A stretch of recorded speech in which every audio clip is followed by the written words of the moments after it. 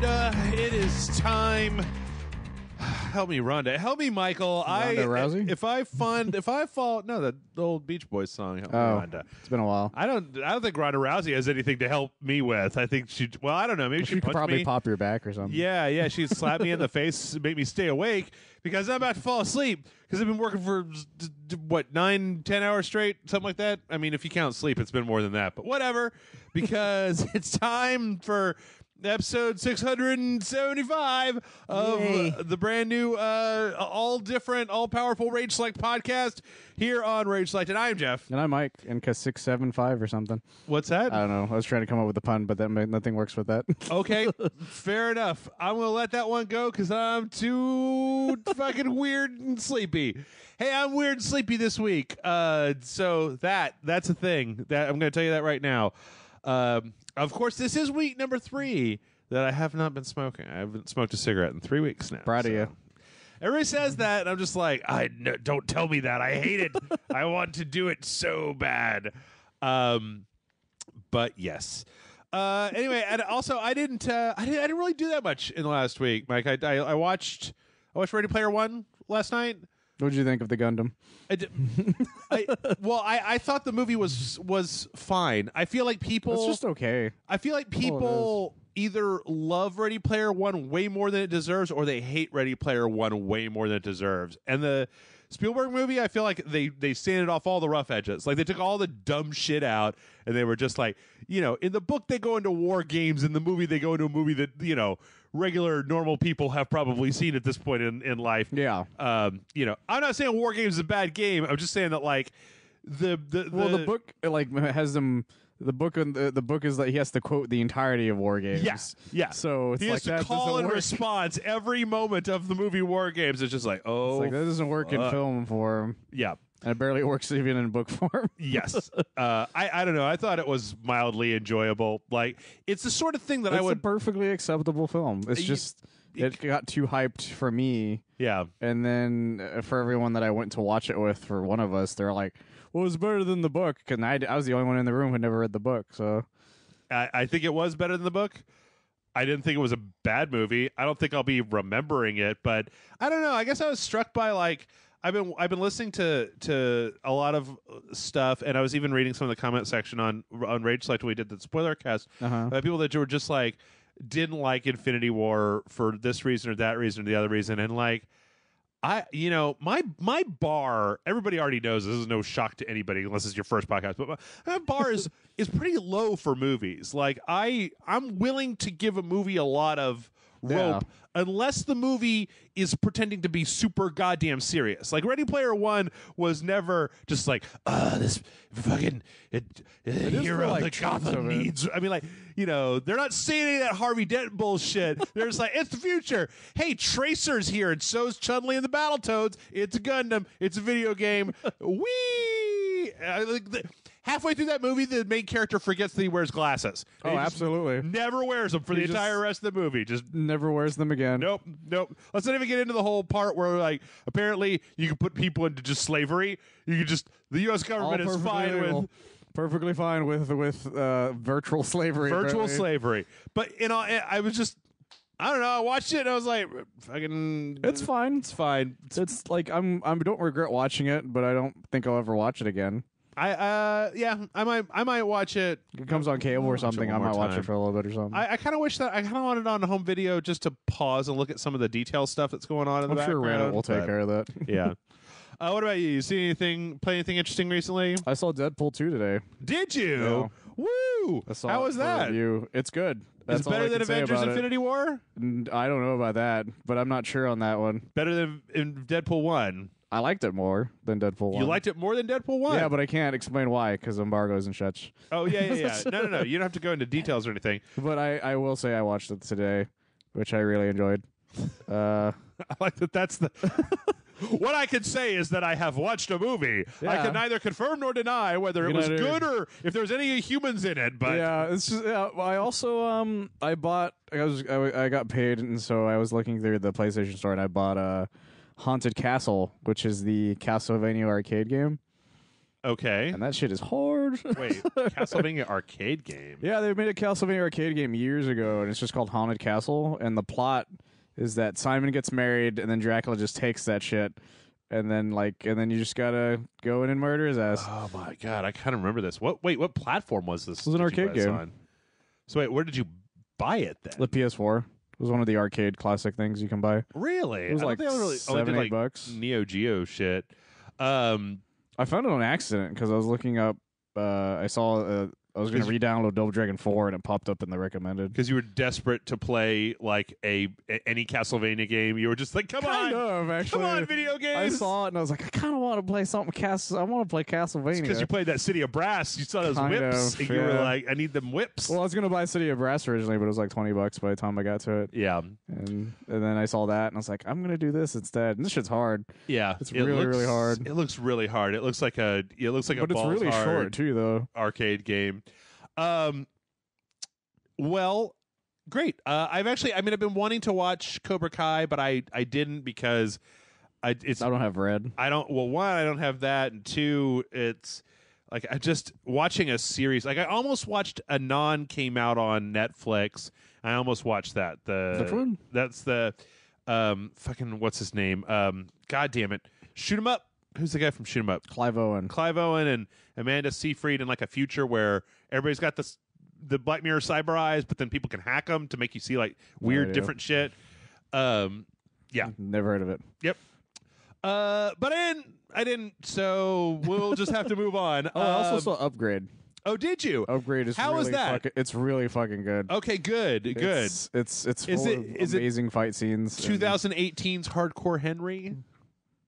I don't think I watched Hardcore Henry. I loved it. I remember hearing really good things, but I could totally see it being that way because the way some of the camera movements are, is really badass. Okay, and it's actually pretty amazing. You know. Go to hell with you being able to go to movies and watch movies. Well, I didn't get into Solo, so first world problem right there. Oh, no. I didn't get to go to a movie for free. Damn. I only got to see Deadpool 2 and Upgrade. I only got to see Upgrade, Infinity War, and Deadpool before everybody else. My life is terrible. I cry a river of tears out of my face is the worst. for you. I know. What? Is it even worth getting up? I mean, just fuck, man. Well, I tell you what. Here's another movie that you'll probably get to see way before me because I have a really mixed, relationship with the franchise of Predator. Everyone does. But there's a new trailer out for a new movie called The Predator. I think I've only actually honestly liked 2 out of the 5 movies with the Predator. Let's see. Do we count AVP? I'm gonna have to because there's 3 actual Predator movies, right? basically. And then 2 AVPs. Of those, one yes, one enthusiastically 100%. Everybody should watch it. Fucking one of the greatest dumb machismo 80s movies of all time. 2 is Danny Glover fighting a predator, so that's kind of fun. And it's got Gary Busey. I think 2 is okay, but then 2 also. I feel like you have to be old enough to remember that 2 is like, the year is 1989, and Los Angeles is run by the brutal gangs that are out of control. And it's like it's one of those RoboCop futures where you're like, oh yeah, you guys used to think that by like 1992 everything would be fucked. It was going to be Demolition Man all up in here.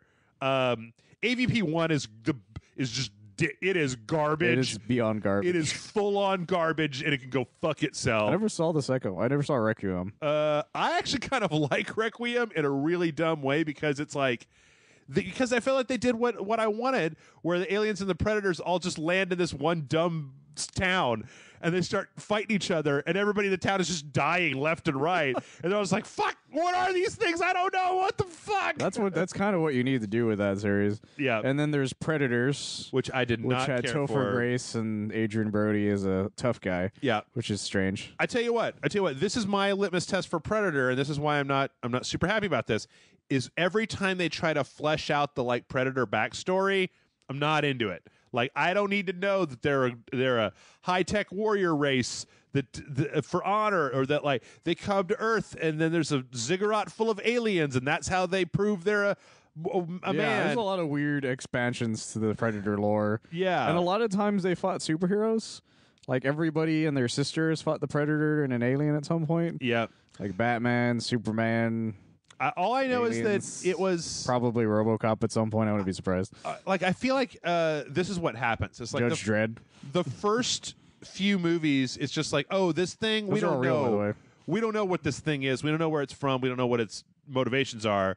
And they got to figure it out. That's cool. And then like the second one, you maybe expand on that a little bit. And then by the third one, they're like, it's like how like You like the Predator dogs?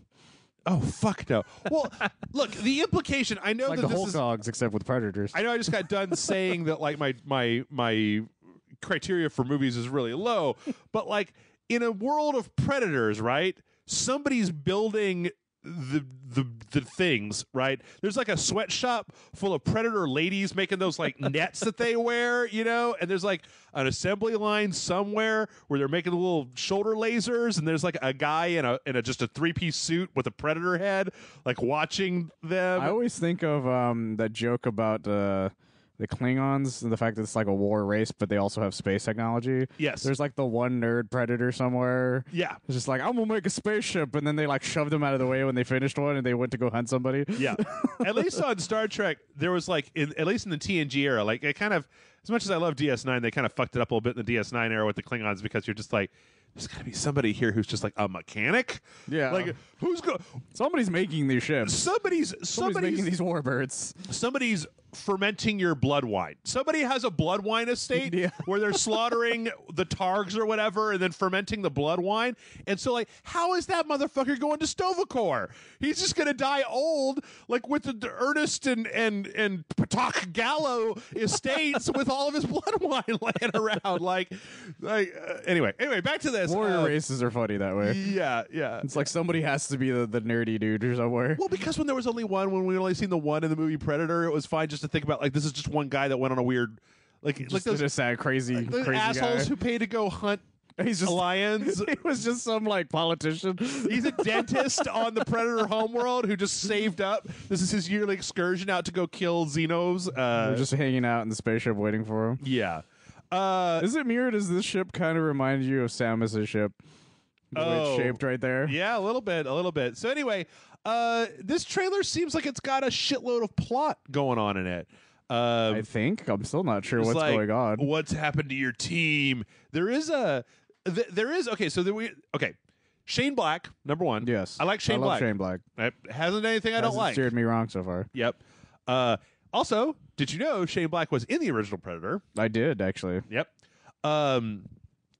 There appears to be some humor going on in here. Yeah, like Shane Black, like a Shane Black movie. Mm-hmm. There also appears... Thomas Jane's in it, so that's interesting. Who's that? The guy who played the Punisher in the 2001 film. Oh yeah. That's who that was. Also, Keegan and Jordan Peele. What's that? I think this is Jordan Peele. Is it Jordan Peele? I want to say it's Jordan Peele. I can't. No, is it Keegan? I can't remember which one is which. Which one is Key and which? No, that one is Key. That one is Key. Because Jordan Peele's the director. Yes, yeah, that's what I thought. Sorry, I just trying to remember what his full name is. It's like and Keegan then Michael Key. Olivia Munn. Yay, she's still a thing. Yeah, which I don't have any. And then like this weird like discount Ryan Gosling guy who's like their main character. Anyway, to be honest, I'm pretty sure he's that dude from Hook or whatever, or not Hook, but that Raffi? Peter Pan film. I don't. He does that cowboy accent. He's Captain Hook, but he does like a cowboy accent for some reason. Okay, all I know is that I think that if you showed me this trailer, and you didn't tell me it was a Shane Black movie, I'd be like, this is garbage. It looks almost like a fan film. Yeah, it looks really silly, and there's like a lot of people talking. If it wasn't for the recognizable actors, it looks like a fan film. Yeah. And then, I mean, there's obviously... And they maybe took some edit from another film. There's a bunch of predators. There's a predator. He's coming around. He's the predator. There's one predator. Which I'm okay with there being a predator. It's, you know what? Okay, all I know is that this is one of those things that everybody has to contend with in their own life, right? No movie is ever going to be as good as the first time that I watched Predator. No Predator movie is ever going to be as good as the first time that I was like, what? When Jesse the Body Ventura is like, I ain't got time to bleed, and it's all that shit. That's like, the problem with any sequel, though. Yeah. That's why I'm a big fan of Make a New Movie. It's very rare for sequels to be better, especially sequels that are made way afterwards. Yes. Like, it's very, very rare. I agree. Like, Which I can't think of one that actually would work that way. Why I'm not like this. Besides Blade Runner, I guess, and some other ones. The super biggest fan of the fact that Arrested Development is getting a season 5. I am, because I really enjoyed the season 4 as well as the season 4 remix. See, which I already binged again, so I got 2 episodes into the season 4 remix and realized that I have no interest in watching season 4 of Arrested Development ever again. Like it did not do anything for me. I was happier to just watch seasons 1, 2, and 3 and pretend that was the end of the show. 4 never existed. Yes, I like 4 a lot though. There's a lot of good running gags out of 4. It's okay. I don't know. It also feels a lot the like remix works better. I also feel like this one is doing a thing that I don't really like as much about shows, where it seems like this trailer is doing a lot of referencing of itself and its own in running jokes, which I'm not a big fan of when shows get really wrapped up in their own things. But I don't know. I mean, it's been like 5 years, so this is. I'll tell you what. My personal feelings on Arrested Development is that it's the perfect excuse for why I never want to see fucking Firefly ever again in my entire life. It's perfect. Okay, I know what you mean. I don't want them dragging these people out to just make jokes, make the same jokes again. And that's totally fair though. Like I personally enjoy it, but I can't blame anyone for not really enjoying it, because a lot of these people have gotten much older. Yeah, like Michael Cera is much skinnier than he was when he was George Michael. He looks completely different. Like a lot of them. A lot of the adults are fine. It's just like I kind of wish they'd written Michael Cera and maybe off the show, because they both went from being maybe it looks like 15. It looks pretty much the same, just with like a bigger rack, I guess. But like everyone else looks pretty much the same. Yeah, I don't know. Except for Lindsay, because of all the plastic surgery. Oh, that's and true. I guess being married to Ellen. I don't know. I mean, the thing is that. I was going to say it's on Netflix. It's free. It's not like I have to pay for it. So I'll probably end up watching it. I'm super excited for it. If anyone listening gets a chance, go to votebluth.com, because they are touring the stair car in different places, and it could be going to anywhere close to you, and you can find the times and stuff for it there. Okay. So. Well, speaking of things to be excited about, tell you what excites me more than anything: these dumb fucking TV shows, movies, Netflix series, YouTube Red. Is it pizza? Fucking Hulu. Not even pizza. Not even pizza. Did you know? That sounds like blasphemy, though. There's one place in the world where I step into it, and all of my fear, all of my Is pain. it Dave and Buster's? No, all of the tiredness and the deep hurts inside of me, they all go away from the time I step in until the time I step out. Is it a suicide booth? No. When I go into this magical place, I do not eat, I do not drink. All I do is soak in video games, because I'm talking about the Los Angeles Convention Center during the E3 Entertainment Expo. Never heard of it. Yes. Get out of my show. But this is a strange thing. That Jamie Kennedy stand-up special where he fails horribly? No. You don't remember that E3? It's a very bad E3. No. It was bad. I'm sure somebody will post it in the comments. But I do have to say at this point, this week, Walmart, of all places, Walmart fucked us. So let me just say, if you are a fan of finding things out during E3 press conferences and going, you need to skip forward significantly, because what did Walmart do? Walmart fucked a lot of things up. Well, I'll tell you. They fucked up an announcement, didn't they? Canadian Walmart listed about 18 video games. 18? Yeah, and a lot of them we didn't have any idea about. 18 video games. I don't know if Canada it's exactly fucked up that badly. I don't know if it's exactly 18. I don't have a listing here. It's a bunch, though. Jesus H. Christ. Yeah. But the most interesting is, I think that, Is it a sequel to Leisure Suit Larry? No. No. It's a question that we've all had for a long time, which is, what the fuck is Bethesda going to put out this year? They already put out a Fallout. Is it Skyrim 8000? I think a lot of people wish that that's what it is, but no. It's like Skyrim with guns. I'm just kidding. It is Rage 2. Rage 2? Yep. Rage? Are you serious? Rage 2? 100%.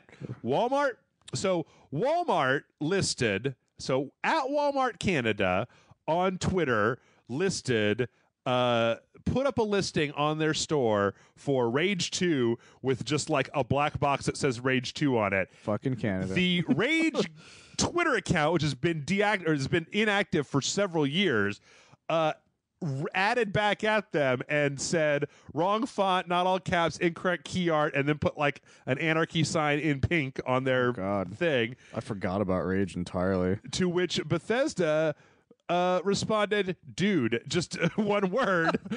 Like, the fuck, bro? So yeah, it looks like Rage 2 is happening. Oh my god. Which is interesting because, you know, I feel like for years I've been sitting here going like, well, they put out Wolfenstein, they put out Doom, they put out Quake. What's next? Rage? I forgot about Rage entirely, though. Yeah. But you know what? At least Wolfenstein and Doom, fucking excellent. Yeah. Wolfenstein 2, fucking excellent. They were really good. I would have preferred Doom 2. You know, I didn't really deal with Quake as much because Quake was online. Everyone forgot the Quake. They made another Quake. Yep. But Rage, you know, I never thought that Rage was the worst game in the world. It just had a bad ending, if I remember correctly. I know that fucking Nick Hodges hated it. Yeah. Because I just remember, I remember people really liking it up until a certain point, and I heard the ending just sucked. I didn't have one of my I don't even remember what it was either. Shotguns in video games. John Goodman was in there. Right? John Goodman was in Rage? Pretty sure. A lot of dune buggy driving between places. Oh, okay. It's the big dusty landscape. So anyway, I think Duke Nukem has my favorite shotgun in games. Because it goes very long distance for no reason. Yeah. I like this one because you didn't have to wait for it to rack another shot. It was an automatic shot. It was a semi-automatic shotgun. Okay. What were the other games? Well, we'll get to that. We'll get to that. Don't worry. I didn't make a list. I'm just curious. Not to check it twice because we're not done talking about Rage because yesterday there was another image that came out of the Rage Twitter account, which was the same kind of pink that the anarchy sign was written in on Big Ben. And Big Ben is set to 5/14, which people think that there might be another announcement on 5/14, which is going to be clearly a Pink Panther crossover. Yeah. Or that this is just an anarchy symbol kind of hidden in here. Oh, yeah. So I like the idea of a Pink Panther crossover more. Yeah. No. Inspector Clouseau would murder people. No. But with shenanigans. No. So yes, it appears that Rage 2 is a thing. Start preparing yourself now because hold on to your butts. Rage 2 is definitely happening. So, all right, you asked what else? What else has been announced? All right, I'm going to run down this list here. Some of these things are very much already known, but again, spoiler alert for video games for E3. I guess if you really want to go at E3, yeah. But like this shit's out of the bag now, so it's going to be a little difficult if you're following stuff. Rage 2, Final Fantasy VII Remake, Metroid Prime, Beyond Good and Evil 2, Last of Us 2. We knew all about that. Dreams, which is the Media Molecule game. Insurgency Sandstorm, which is it was a Half-Life mod called Insurgency. That is getting they also made Day of Infamy, and there's a new one coming out. Destiny Comet, which apparently is the Season 3 DLC for Destiny. Okay. NBA 2K19, WWE 2K19, Smash Brothers, The Division 2 that we already knew about. There's an Assassin's Creed on here. It doesn't have any subtitles, so no idea, but that makes a certain amount of sense. Dragon Quest 2, which I think is probably just a remake of... Yeah, I'm not sure what that means specifically. Neither do I. Because there's like 15 of them or something now. Yeah. Lego DC Villains. Probably a DLC, to be honest. Maybe. But it is, I mean, it's listed in the same list as, I guess Destiny things. Forza Horizon 5, which Gears of War 5, which I guess also if I was... kind of durish. I mean, kind of durish, but I feel like if I was Microsoft, that I might stretch out a little bit more time, considering Gears 4 was last year? No. Was it 2016? It might have been 2016. Was it 2016? I don't know. Like, I don't have an Xbox One, so I'm not sure on that one. Let's just check here real fast. I don't want to... I know. And Gears wasn't a franchise I paid much attention to even to begin with. I just remember having that very first trailer that everyone like adored. 2016. Yep. Okay. Yeah. So I guess it's about time. It's been 2 years. But here's where it starts to get interesting. Borderlands 3. People have been asking for that for years. Yep. And they've lost a lot of goodwill in the past while. What was the last thing that Gearbox put out? I don't even remember. That's here. Hold on. Searching for It Gears. might have been the pre-sequel. I thought that there was something else after that. I'm sure there was, but that's the thing is no one remembers anything. Battleborn. Yeah, that was it. Battleborn. And then they put out, they re-released a bunch of stuff after and then that. last year they put out that dumb Bulletstorm re-release, the Bulletstorm full clip where they shoved Duke Nukem in there for no good reason. Oh, me too. No, I totally bought that shit. I beat the Duke Nukem storyline. But let's just say the pre-sequel came out in 2014, and that was bad. Or I didn't. It was just okay, if I remember. And before that, it was Aliens Colonial fucking Marines. And Borderlands 2 was 2012. Which is a while ago. Which I think is like the same year that like Skyrim and Dark Souls came out. So like I think so. People love still talk about replaying Borderlands 2 to this day. You know what? I didn't like it as much as the first one. I thought it was just trying so hard. You know what? People do it because of Handsome Jack. But Handsome Jack is great, but Tiny Tina makes me hate that fucking game where I'm just like, oh, I hear mixed things about Tiny Tina. Gross. But I do remember liking Torque a lot. Yeah. Also, they also had a shitload of DLCs for that. Where they had, like, a lot of them. Techromancer, which you remember that whole...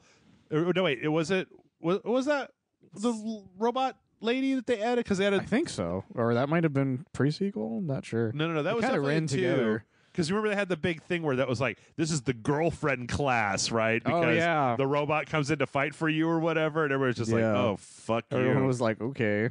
All right, so Just Cause 4. Which is good. Possibly. I feel like Just Cause 3, it was so close to being a good game, but they just couldn't help themselves with the dumb leaderboard bullshit that caused the whole game to load like garbage and not... Maybe, hopefully they'll learn from that. But...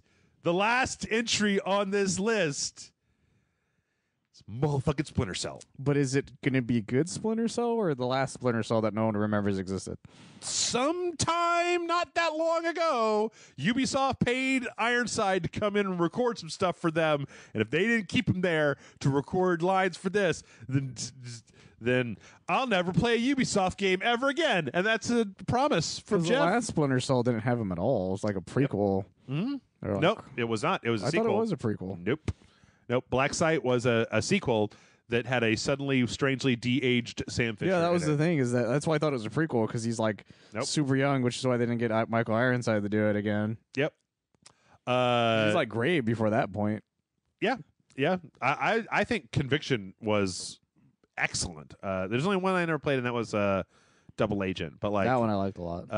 Pandora Tomorrow was great. I think that Splinter Cell is a really great franchise, and I always liked the idea of Splinter Cell, but I sucked at the first 3 games that came out. It's been unfortunate that it's taken because it was way more stealth related than I expected, which isn't a bad thing. It's just I sucked at it. Yeah. I was used to Metal Gear where if I got caught, I could murder my way through everything. I sucked at it until the PC version came out. Oh, okay. Because on the Xbox version, it's like it was back in the early days of stealth games where you had to just like push the stick just like a little bit, and then if you pushed it too far, you would start moving too fast. Everyone's like, oh! Whereas on the PC, it's like you literally use the scroll wheel on the mouse to choose how fast you were going to move forward or back. I remember one of them came out for the 3DS before it had the second joystick, and it was stupid hard because of it. I could see it. So anyway, thanks Walmart, because they listed all those games on their website. Thank you, Canada. Yeah, for ruining it. Canada again. They'll say sorry. We also had an EA earnings call where they talked about Anthem, which is apparently not going to go up against Red Dead Redemption 2 this year. Which is a good move on their part. Yep, it's being pushed out to the last quarter of the fiscal year, which means that we're probably going to be seeing Anthem around March of 2019. It's also being pushed back because they said that they're working on the multiplayer modes. There's some quotes here that, honestly, I'd be really, really honest about this. They just make me like I was already pretty cool about Anthem, but this was like rock bottom coldness. This game is going to make or break them. It's going to break. Honestly. I think it's going to break them.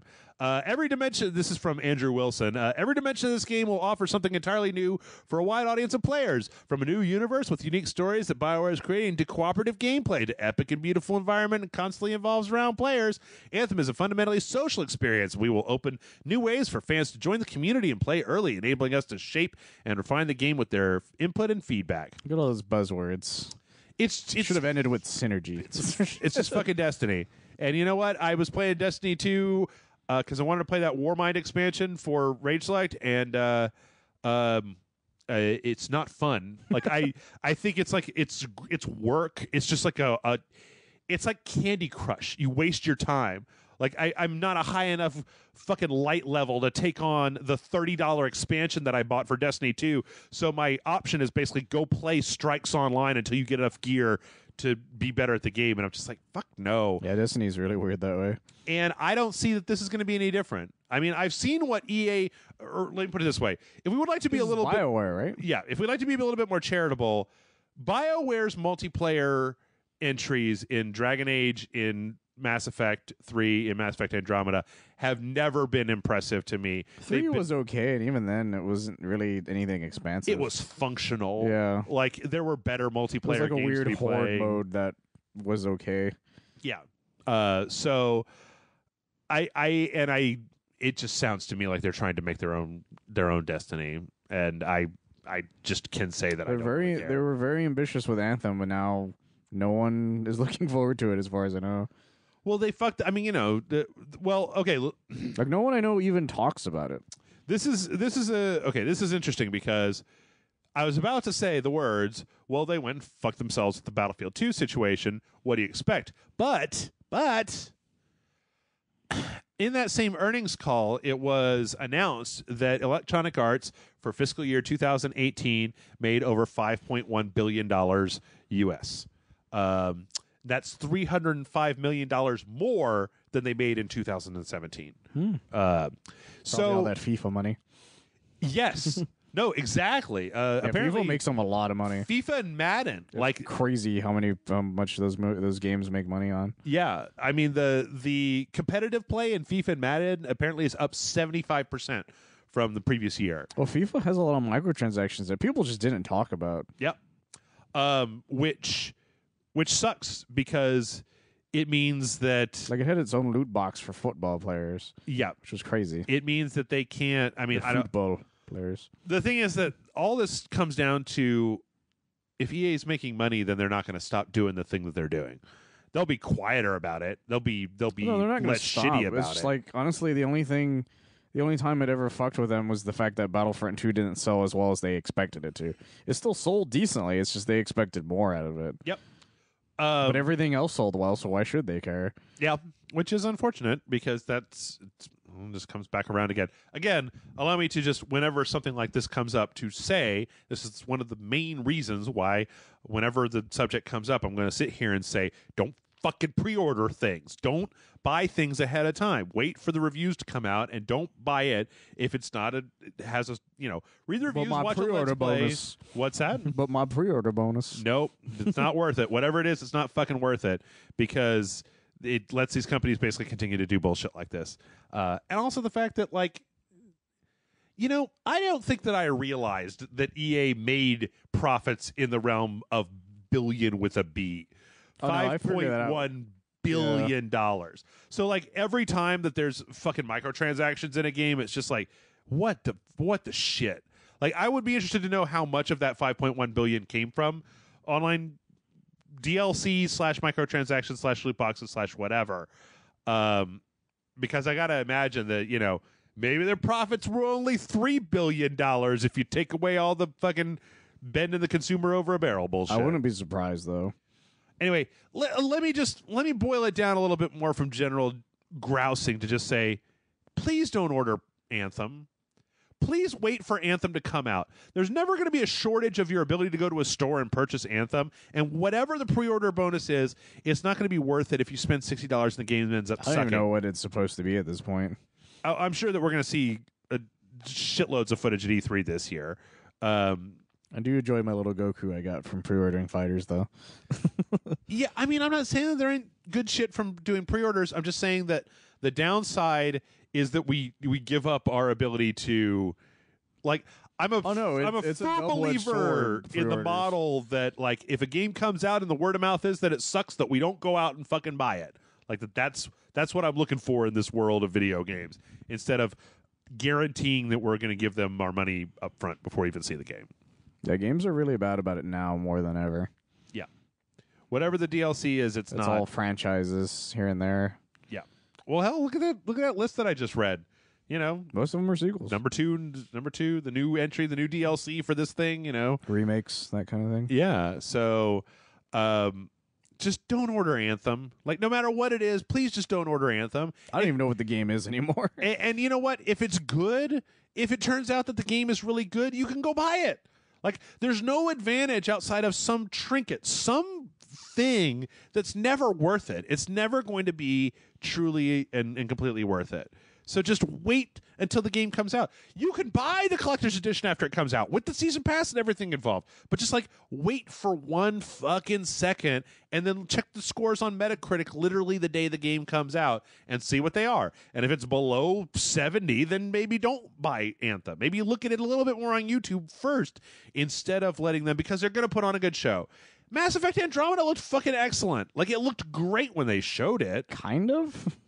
I don't know. When they first showed it, I was like, well, this looks like it has some promise, and then we all know how that turned out. Yeah. I mean, just don't pre-order it. They killed the Mass Effect franchise in one swoop, which I didn't think was possible.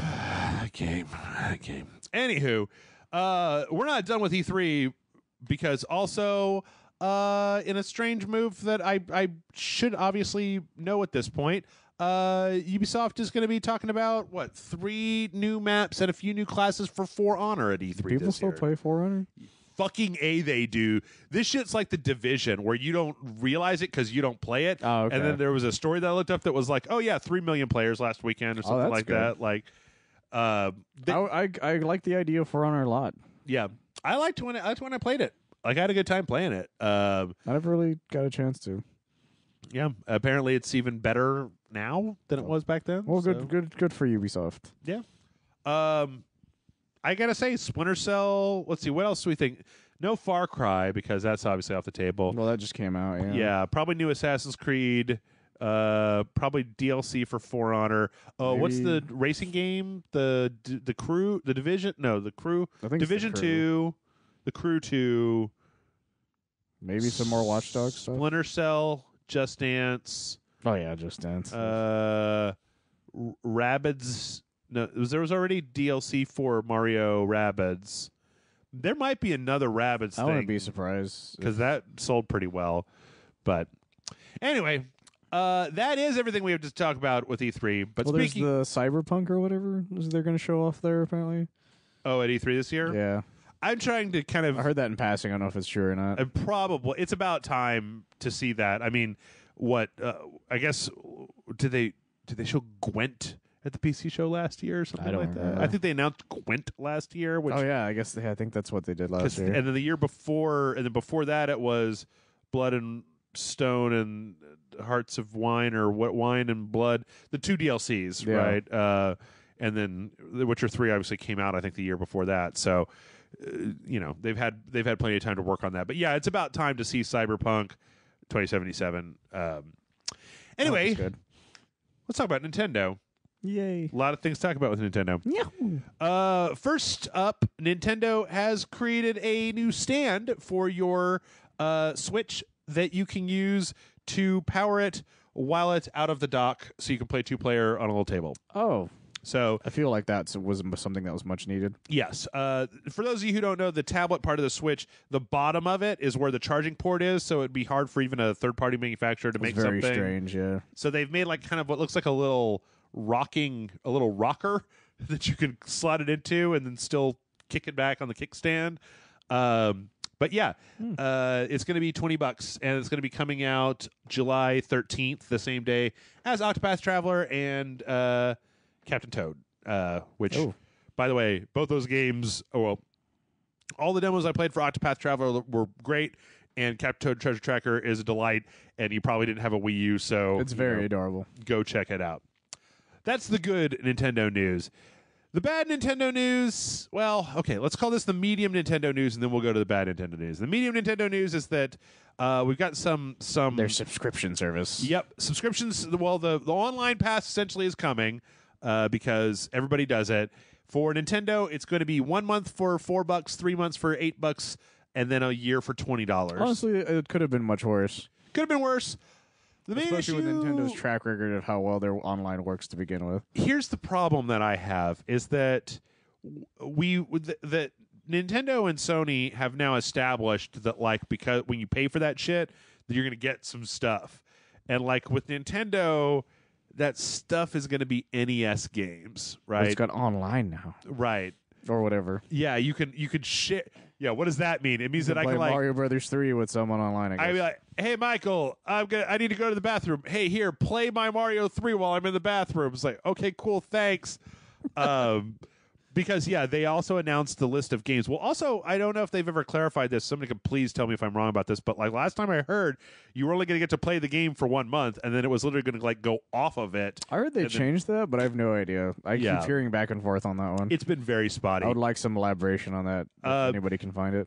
This is really, though, a disappointing list of games. Soccer, tennis, Donkey Kong, Mario Brothers, Super Mario Brothers, Balloon Fight, Ice Climber, Dr. Mario, Legend of Zelda, Super Mario Brothers 3. Some of those are nice. Yeah, But I also own them on like 90% of my stuff. I'm so fucking sick of Balloon Fight and Ice Climber. Like, give it a goddamn why they keep rest. trying to, like Balloon Fight. Like, no one gives a shit about Balloon Fight anymore. Yeah. Stop trying to make that a thing. The NES classic Balloon Fight. Ooh. No one gives a fuck about Balloon Fight. Not and me. Soccer? Nope. Tennis? Nope. Oh, maybe tennis. Donkey Kong? Nope. Original Mario Brothers? I was saying original Mario Brothers. Nah, that's all right. I'll take the Super version. I'll take Super. I don't need normal Mario Brothers. Yep. So or another fucking Donkey Kong. Original Donkey Kong. It's been re-released on literally everything. This is also a little disappointing to me because I feel like Nintendo just keeps releasing NES games. Like, they just keep being like, "Ooh, look!" And now, what was bothers me because they have so many games they could re-release on their stuff. Like, yeah, they have the biggest library of like any other fucking company on the planet right now. Yep, game-wise at least. And you know what? The SNES Classic, that's perfect. That's perfect. That's a bunch of games I like. There's a bunch of stuff on there. You could do stuff with the GameCube, GBA, the DS. Yep. All of these things would be great. Final Fantasy Tactics Advance and Tactics Advance 8-2 are hella games. You should put those out. They're like, no, we're good. Mario Party. Here's Mario Brothers again. WarioWare. Yeah. Here is literal Mario Brothers. Yeah. Like, what version? Which numbered entry of Super Mario Brothers is Galaxy? Like 18 or it's pretty high up there. 65, and yet still they're just like, hey, check out the original play one. Mario Brothers, but now you can do it online like no one cares. The one that sucks, or you just where you just fight stuff in a sewer, I guess. On top of that, we got another report, and this is the boo part, where it basically says there's going to be no virtual console, which is fucking ridiculous on the Switch. So, yeah, the fuck. Like, I thought we were gonna get some GameCube games on the Switch, like, because they put out. They're kind of fucking themselves on this one. Yeah, I don't know. The Switch is still a good system. Like, I don't know what it is about Nintendo lately. You know what? They've never been good. You know what? Okay, Nintendo is Nintendo puts too much value on their own back catalog. It's like the Disney Vault. Yeah. Yes. Exactly. And Sega, on the other hand, does not put enough value on its back catalog. There's like, here's Volume 2, games G through half of these are midway games that no one wants anymore. Right. So I wish that Nintendo would lighten up a little bit and realize that they could probably make quite a bit of money if they were just like, they could literally print money by just throwing a lot of their GameCube games out there. Yeah, especially considering the Wii games and such. That in an afternoon, I built myself a RetroPie that had literally every Nintendo and Super Nintendo game exactly that's ever been released on it. So, Like, I'm willing to pay for it, just not at a snail's pace trickle, and again, over and over and over and over again. It's very frustrating. Like, every time that you release a new one, we got to start this horse shit over again. I'm okay with starting the horse shit, but add newer console games to it. I'm like, not. like GameCube games and stuff. Add stuff past the 64 at some point. I am not a fan of buying the same game over and over again. I've done it already. What's going to stop me now? I don't know. After about the second or third time that I buy a game, I'm kind of like, nah, I'm okay. Like I do it with movies as well. Like it's one of those things. It's hard to argue against nowadays. I've rebought Ghostbusters like 20 times already. No, I'll argue against it. I bought a DVD, and when I want to watch it, I put that DVD into my PS4, kick up that old ass menu, and watch Ghostbusters. I have the Blu-ray one. Hey, you know what? And I might just buy the 4K one if I ever get a 4K TV. I got an extra $20, so why not? Well, if you do want to spend way too much money on Nintendo products, and if you do want to rebuy weird NES games, and you do live in Japan, then good news. If you don't, like us, then just go fuck yourself. Yay, shonen. They're putting out so Nintendo is putting out a Famicom Mini, Famicom Mini Shonen Jump Anniversary Edition. So is this a normal Famicom or a Super Famicom? Normal Famicom. So NES here in the States, but it's gold. It's first off, it's the Famicom, so it looks slightly different. And it's gold, and it only has NES Shonen Jump games. So Tag Team Match Muscle, Dragon Quest, Fist of the North Star, another Dragon Ball game. I played that one. Kinekumen, Kinekusei, Weed Suden, I don't know what that is. Saint Seiya, Captain Tsubasa, Saint Seiya, another one, Sekiyuro, sorry, Famicom Jump Hero, Retsuden, Tsukage. I don't even know any of these games. Ankuku. I've played some of these, actually. Shinwa, Tenchiwo Kurao. If it's got Dragon Ball in it, I've played it. I'm just going to say Dragon Ball 3, Hokudo, no Ken. ROMs were very good to me. Captain Tsubasa 2, Dragon Ball Z, Kyoshu, Saiyajin, Magical Taluluto, Food Fantastic World, Famicom Jump 2, Psycho no Shinchin, and Roku Den Nasi Blues. I've Denashi Blues. I've never heard of half of these. I've played at least all of those Dragon Ball ones. I've heard of Dragon Quest and Tag Team Muscle because I remember Little Muscle Man. Oh yeah, I remember Tag Team Muscle. That's about it. Same with Dragon Quest. Yeah. So, but that's cool because Shonen Jump is a huge even here. Like many people I knew in high school, that's all they would buy whenever we went to the bookstore. Yep. It's where many an anime that people know, like Naruto and Dragon Ball and JoJo's Bizarre Adventure, came from. So they've been around for a long time. Yep. Too bad well, there's out in the United States. Well, like half of those games, there's no one's going to buy them here at least. Yeah. Anyway, especially Famicom games. Yeah. If you are a fan of tiny little consoles, though, and you do want to buy something, there's a good possibility that SNK may have you covered because they finally revealed the thing that they teased, which is a little tiny little Neo Geo cabinet. It's the Neo Geo Mini. So far, it's basically been confirmed for release in Japan, and then there is an international version that looks slightly different than the Japanese version. There has been no confirmation about what games are on it, but from the top How here we big is can that see thing? Metal Slug, Samurai Showdown, King of Fighters. It very small. I don't know. They don't put hands near it, but like it's lil.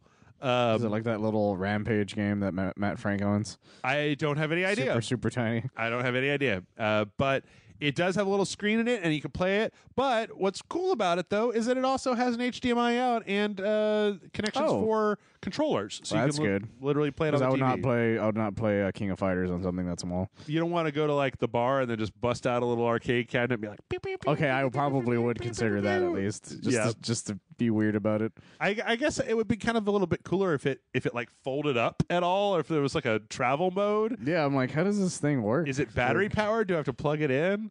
I don't know, but yeah, there's the Neo Geo re-releases its stuff pretty often too. Yeah, I do kind of like the idea of this little tiny screen that you can play the games on. It depends on how bright the screen actually is. Yeah, it also depends on how much it costs. There's that too, yes. What's the maximum amount of money you would pay for this?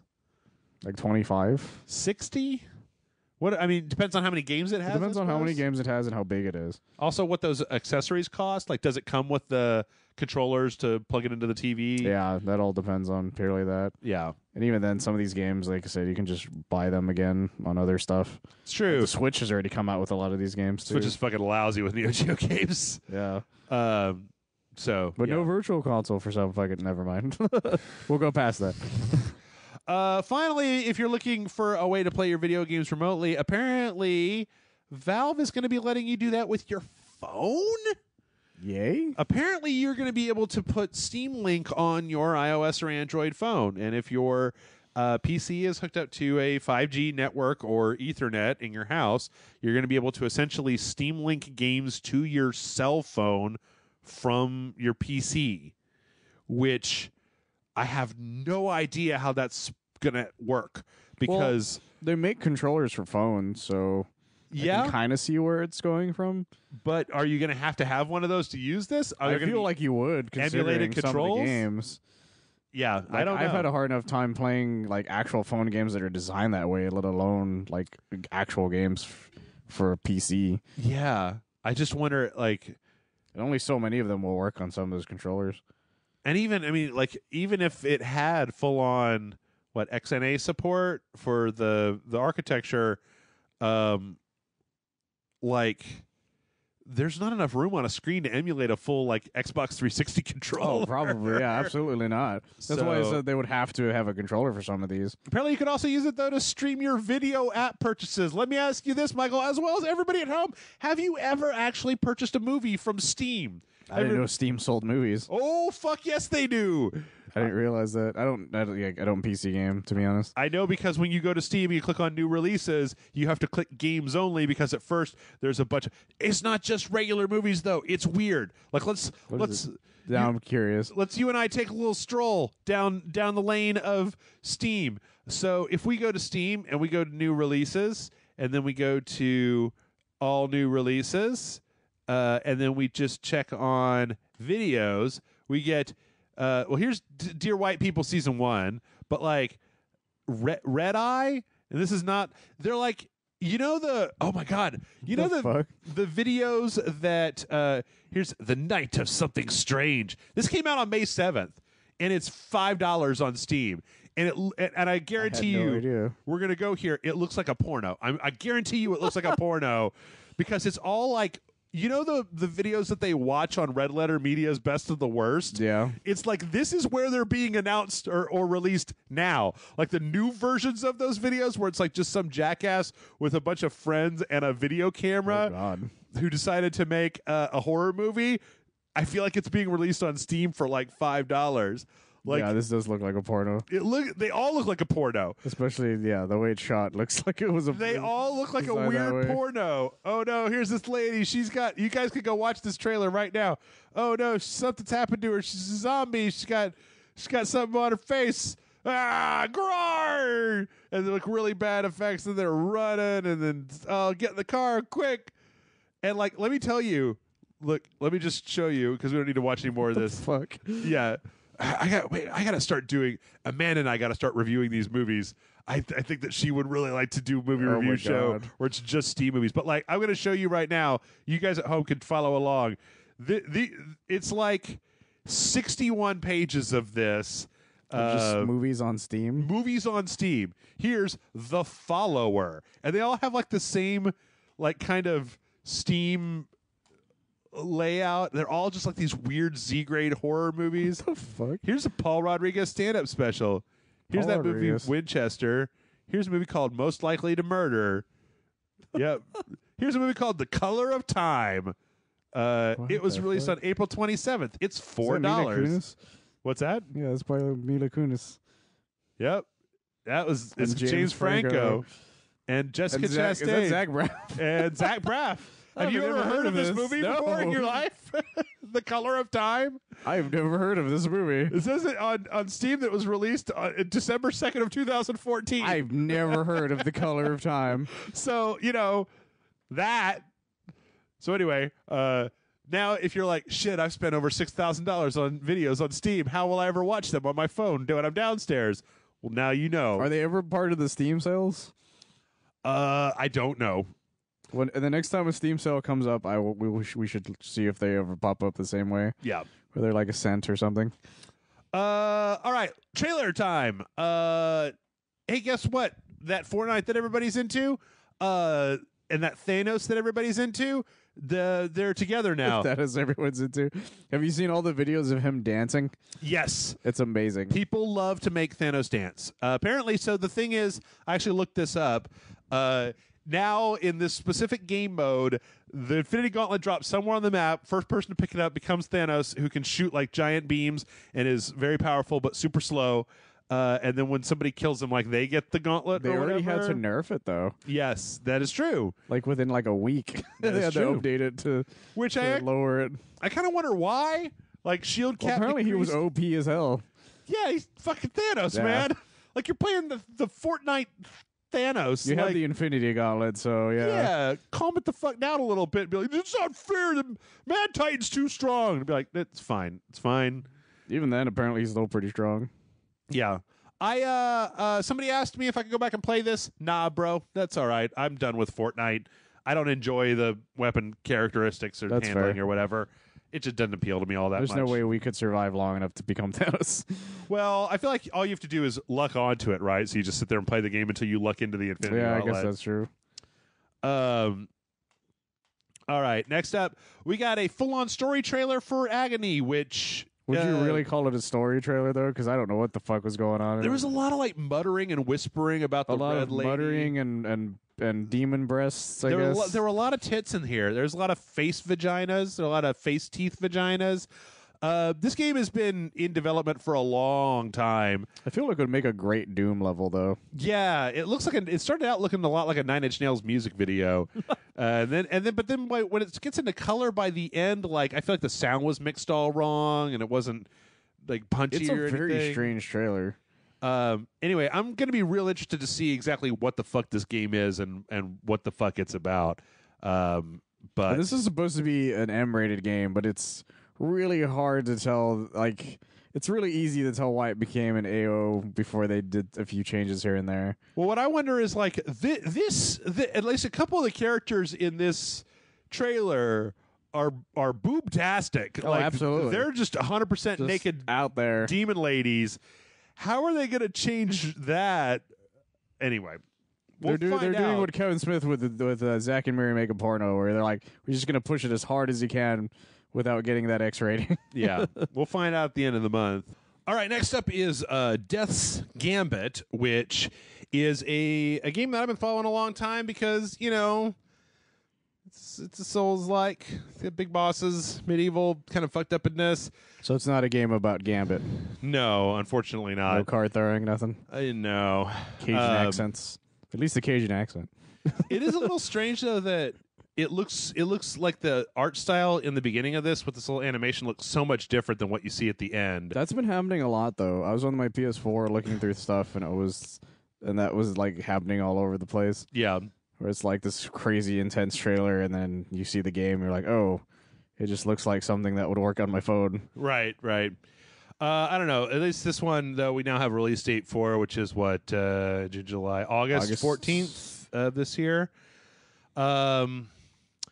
And then a game that was listed on Steam, and then the release date came, and then it didn't actually come out. Milianor, or Mila Noir, which is an Italian kind of crime, action, adventure. Which I like the idea of. Just looking at the game, I'm not 100% on board. Yeah, I don't know. I like it. I kind of like the cross between what looks like I like the pixel art style, and I like the kind of what looks like almost like a Hotline Miami action style. I can see that. But yeah, this was listed as like a Tarantino-esque crime action game, and yeah, I don't know. I think it looks pretty good. but apparently it also finally has an actual release date, which is May 31st. So we'll get to see that at the end. I'm sure it'll be good. Yeah. Just yeah. And then finally, one for Michael. We got a release trailer for Monster Hunter Generations Ultimate is coming to the West. They changed the name to Ultimate because you can't just keep calling everything Double Cross. Yep. Oh yeah, because it was like XX, right? And Yeah, it's like, but you call it Double Cross. Yeah, it's just like still Monster Hunter Double Cross. Like no one says that. Stop doing that. Yeah. You double crossed us. So this is the new 3DS Monster Hunter that was out in Japan. Yeah, there was a 3DS. Here? Yeah, there's the 3DS version of Generations here, and then it was missing. A lot of things in Monster Hunter because this isn't even a world. Something called G rank missions, which are like the normal missions, but like extremely hard. Yeah. Kind of thing. And what happens a lot of times is they show up in the Ultimate versions, which is what this is. Okay. Which happened between Monster Hunter 3 and Monster Hunter 3 Ultimate the same way. But we never expected this to come out here because they kept saying we're not going to do it because we're coming out with World. Right. Which made sense because it's like, okay, well, you would want the bigger console one to come out at all. So even though we World just wasn't on the assumed- Switch. Exactly. Well, that's what people were pissed off about, at least at least Monster Hunter fans. And so, like, I had a friend who straight up was like, I'm not going to buy World if it comes out. He bought World, and he didn't fucking care. But it was one of those things where it's like, everyone just assumed it wouldn't come out because World came out, which is a nicer-looking game, easier to handle kind of thing. Yeah. Because if any of those guys who never played any of them go from World to this, yeah, they're gonna have a rude fucking awakening. Because that's like all of the nice like simple shit is just not gonna be there for them. Okay. And there's a lot of differences, like the styles that they showed in the trailer. Like those are different things that aren't even in World in any shape, way, or form. Well, but it is though. You can cross play between this and the 3DS. Yeah, kind of what it is that the save file for Generations that people have in their 3DS currently, they can throw into Generations so they don't lose any of their progress. Okay. So they can keep all their armors and shit, so they can go into their G ranks well prepared if they've already been prepared. Okay, well, that's pretty cool. And it's coming out August 28th. And I wonder, is this an indication that is there going to be a physical release? Do you know, or is it just going to be an eShop release? There should be a physical release. It's one of those things where Capcom. It's a Capcom game, so I feel like there's going to be a physical, but you can still buy it on an eShop kind of thing. Are you going to buy it? Well, I don't have a Switch right now. You could buy a Switch, so you could. If I can buy a Switch, yeah, I'd probably get it because I like Monster Hunter a lot. I've been playing Monster Hunter since 3 Ultimate, and I've been having a lot of fun with it. Cool. Well, I tell you what, if you're a Nintendo fan that's not into Monster Hunter, maybe you like Splatoon. And we don't know what's coming, but apparently the Japanese manga magazine Jump said that on June 9th, Nintendo is going to reveal a secret Splatoon project that will, quote, shock the world. Well, Shonen Jump, they put it on Shonen Jump? That's interesting. I don't think it's Shonen Jump. It's Jump? Well, that's just the other name for Shonen Jump. Oh, okay. Like Jump Superstars, basically. If you've ever played that game. Yeah. I don't, okay. It's an old DS game that only came out in Japan. Okay. It's a lot of fun. Anyway, some of the thinking is that they may be looking at putting a battle royale mode into Splatoon, which wouldn't make any fucking sense. I don't really know how that would work, but considering, or maybe it's still based on how much ink you're able to put down in the world. I like the idea of an open world like ink thing, I guess, but once you die, you're dead and you can't come back, type of thing. I don't know. It can kind of sound fun, but I don't know. Yeah. So everything has to be battle royale now, though. Apparently, yeah. It's coming out on June 9th. It's a shame the Hunger Games isn't a thing anymore. It was only 2 years after Hunger Games and video games finally caught up. That would have made a great integrating marketing move. A Hunger Games game, yeah, a literal Hunger Games battle royale game, like that, or just an actual battle royale game. It's funny because I decided that I just wasn't enjoying Fortnite. I'm still though interested in finding a game with that concept that I do like. It's just that so there's far a car one that they were doing. I don't remember who made that. I don't know. It looked kind of fun, but even then, I don't know. I'll tell you which one, though, that I'm probably not going to be doing, and that is that apparently with the international announcement, Dota 2 is putting in a mode called the Underhollow, which is kind of a battle royale thing where players kind of start at the edges and then kind of are set to move in against each other in teams of 3, which seems interesting. I haven't watched any of it yet. I like watching Dota. I don't like playing Dota. Yeah, I would never be able to play Dota. Yeah. So, but I do find it interesting that apparently everybody is hopping on board the train. Just how long until Blizzard? I'm waiting for that bubble to burst. How long does Blizzard do it? Well, it'll take some time. It'll take. I mean, think about how long it took the MMO bubble to burst. That's true. I think it's still in the upswing. I think it still has to get all the way to like the shooter bubble still hasn't burst either. Fanatical levels of. Well, I see shooters. I don't feel like what kind of shooter. Like just online FPS? Yeah, because to me that's just because there used to be. Well, actually, it's one of those things where they've gone on the decline lately. Because I remember the 360 was made up of like 90% first-person shooters. Yeah, like those were most of the games I owned at that point. And then before we leave, we've got some fun stuff. If you're a fan of supporting breast cancer research, Mercy's got a new pink skin. It's $15. All that goes to the world needs awareness. healing, people. Yes. So, that's pretty cool. There's also like a $30 shirt. Our Ultimate needs to charge. Okay. I'm just making Overwatch jokes. Okay. Don't just say things from Overwatch. We're all soldiers now. I need healing. Yeah, I can do that too. My ultimate is charging. Yes. But it's a pretty cool looking skin. Like it's kind of got some interesting stylings to it. Get off my lawn. That's not an Overwatch quote. It is actually. If I remember correctly, you could actually get that Overwatch thing. Okay. And in addition, I thought about putting this back when we're talking about Nintendo, but our good old friends over at Devolver Digital, by the way, Devolver Digital is having a sale, and by the time you hear this, it will be still going on Steam. And holy fuck, you can get Absolver for $15, you can get Ruiner for $10. That's pretty good. You get a lot of good stuff on there. Are making an actual goddamn Super Nintendo game. Really? Yep. It is called Farker's Crunch Out, and it's basically it is a functional Super Nintendo cartridge. The game is about you are the CEO of Devolver Digital. You are trying to get your game out on time, and you basically have to force your employees to crunch, and then depending on how much profit you make, try to appease them once it's over. It's kind of a game about like showing you how shitty crunch culture and video game development is. Oh wow. But I wonder how it plays though. Well, Devolver Digital's never let me down. I don't know. They've got some games that are like they're very wacky. Is call them meh. Maybe not for Jeff, but like anyway, they are going to be producing SNES cards for $50 that actually work, and then for $150, but they're only making 1,000. There's also a $150 version that literally has an LED on the front of the cartridge that lights up and does different things while the game is being played. That sounds kind of awesome, but at the same time, I don't know. Yeah, there's a lot of things that are randomly making Super Nintendo cartridge things. Yeah. Did you hear about that re-release of Mega Man X? Yes. Yeah, we talked about that last week. Yeah. Yep. I'm just going to keep my normal Mega Man X cartridge. I'm going to play Mega Man X on the Nintendo SNES Classic. That and they're re-releasing it anyways. Or one of a million other ways because Capcom's a fucking slut that can't help but just... They're coming out with the X collections. Yeah. Pretty soon. So I was just saying. $40. They all 9? They will release their games over and over and over and over and over again. That thing has Command Mission. I should look into that.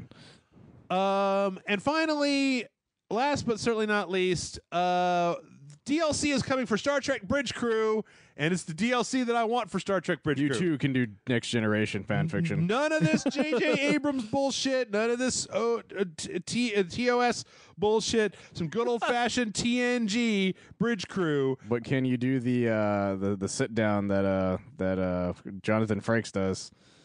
No. Well, I mean, if you're tall enough, you do whatever you want to if you're as tall as Jonathan Frakes. What is it called again? The Riker sit. That's what it's called.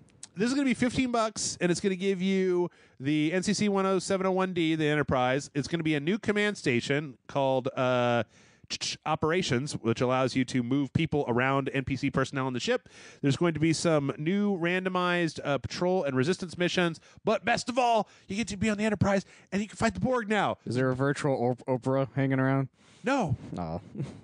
I think you're thinking of Whoopi Goldberg, not Oprah. Oh, yeah, I am, aren't I? Oprah, to my knowledge, was not on Star Trek The Next Generation. I don't know why I thought Oprah for some reason. So anyway, That is coming. Influential black women. Yes. That was my thought process. That is coming on May 22nd, and you're sure as shit that we're going to be playing it because, goddamn, like I actually need to find like some people, some actual people to play with this time instead of just playing with those dumb AIs. Oh, Riker, I barely know her. They suck. Anyway, that is the news portion, and we're going to go ahead and take a break. We'll come back. We're going to answer some questions, so everybody stick around, and we'll see you in just a second. Make it so.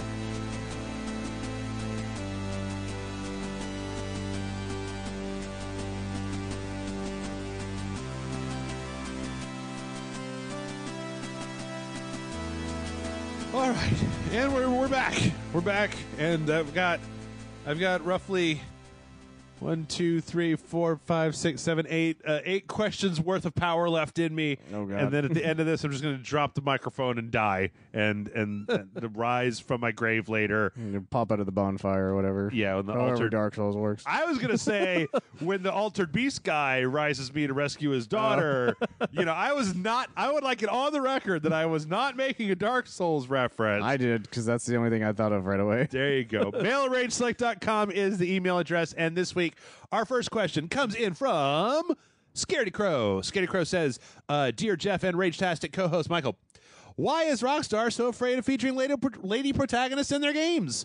I feel like there's a distinct deficit in the catalog outside of GTA Online avatars, and that's lame. I get that they're trying to appeal to boys and girls have cooties, but come on. Bonus round. What books are you reading right now? I love occasionally getting to hear Jeff's sci-fi book corner. Thanks from Scaredy Crow. I think it's because all the writers are dudes. What all the writers? You mean Dan Houser? Exactly. Like the one guy who's written just like 90% of these? It's actually a really interesting question. No, it is actually a good question, though. Considering, because, like, I would have been okay with The Lost and the Damned having a lady motorcycle protagonist, or The Ballad of Gay Tony, or there's none in Grand Theft Auto other than the only one that I can think of at all is Bonnie from the Red Dead Redemption. Well, okay, so GTA 3 had the kind of like, didn't they have like there was like the lady gangster, like it was like the Yakuza lady or something. It's been a long time since I played 3. Make out with your girlfriend. What I thought was really interesting was I thought that in Grand Theft Auto 5 they had the perfect opportunity with the character switcher. Yeah. Like Michael and Trevor, I think that both of them probably needed to be at least dudes. I don't know that they both needed to be white dudes or whatever, but like I think that Franklin, it could have been really interesting to see that because we already had like a fourth character. Or a fourth character, yeah, it's a great thing. To be honest, Scaredy Crow, I don't know because I don't feel like Grand Theft Auto. I don't know. Maybe Rockstar is really just like we make games for dudes. We're a bunch of dudes making games for dudes, but like I don't get that impression from them. Well, sometimes they base their stories off of like already pre-existing movies. Like Vice City is notorious for being based on Scarface kind of thing. Yeah. Sometimes they just watch a movie and they're like, I want to do that, but like there's no ladies in it to begin with, so they don't know what to do to change it to be that way. Yeah. I don't know. Plus their writing for women is kind of off and on. I don't know that there's enough examples for me to be able to say one way or the other what I think about that.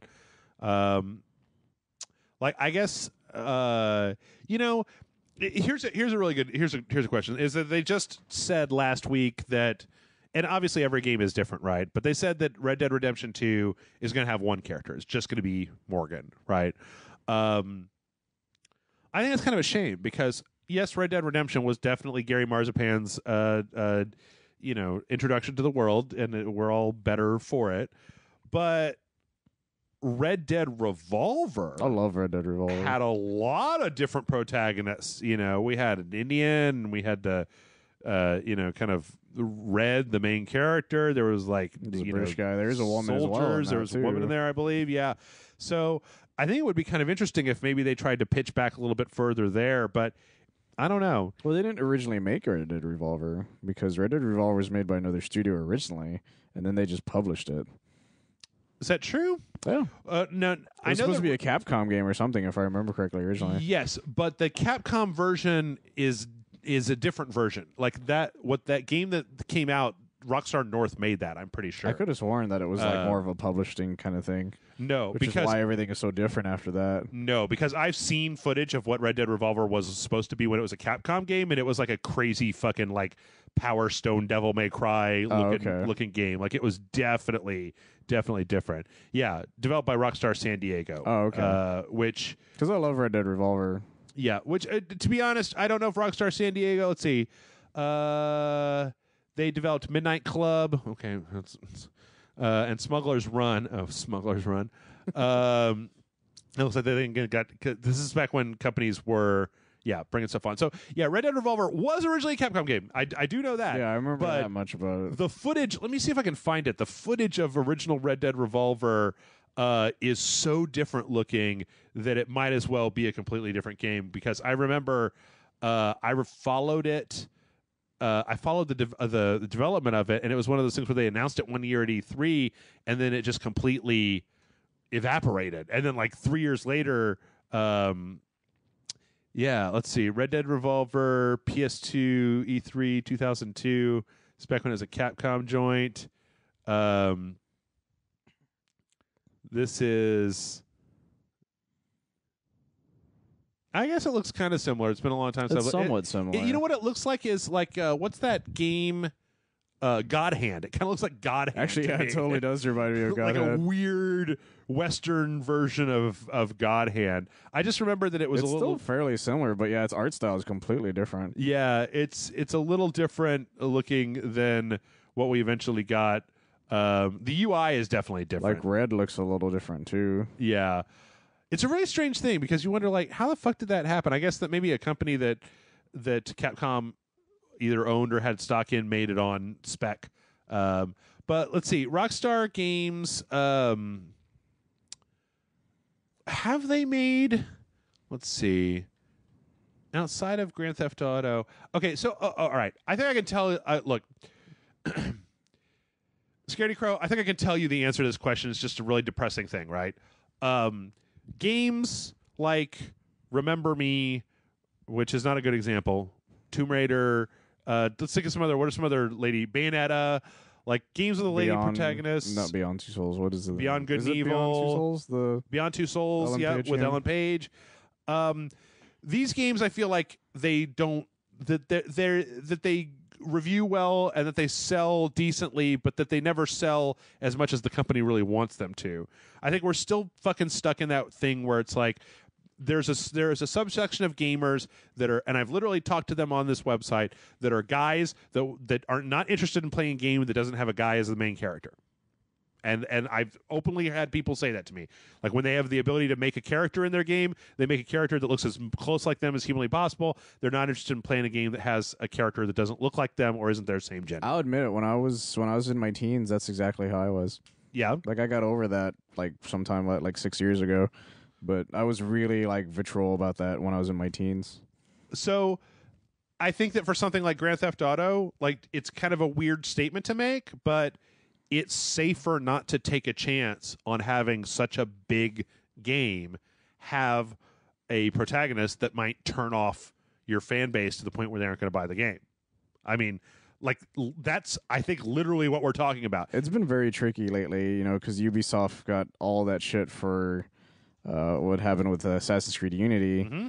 Like that's like the tide has been turning slowly, but not Grand Theft Auto, but Rockstar itself. Like their writers are very much just like they're just guys who are really into like crime stories that already have bases. Yeah, and a lot of the times there are not a lot of women in those stories to begin with, so they just go based on that archetype, and then they don't really think about trying to change it. Yeah, I mean, like think of every like Rockstar game and think of the women in them.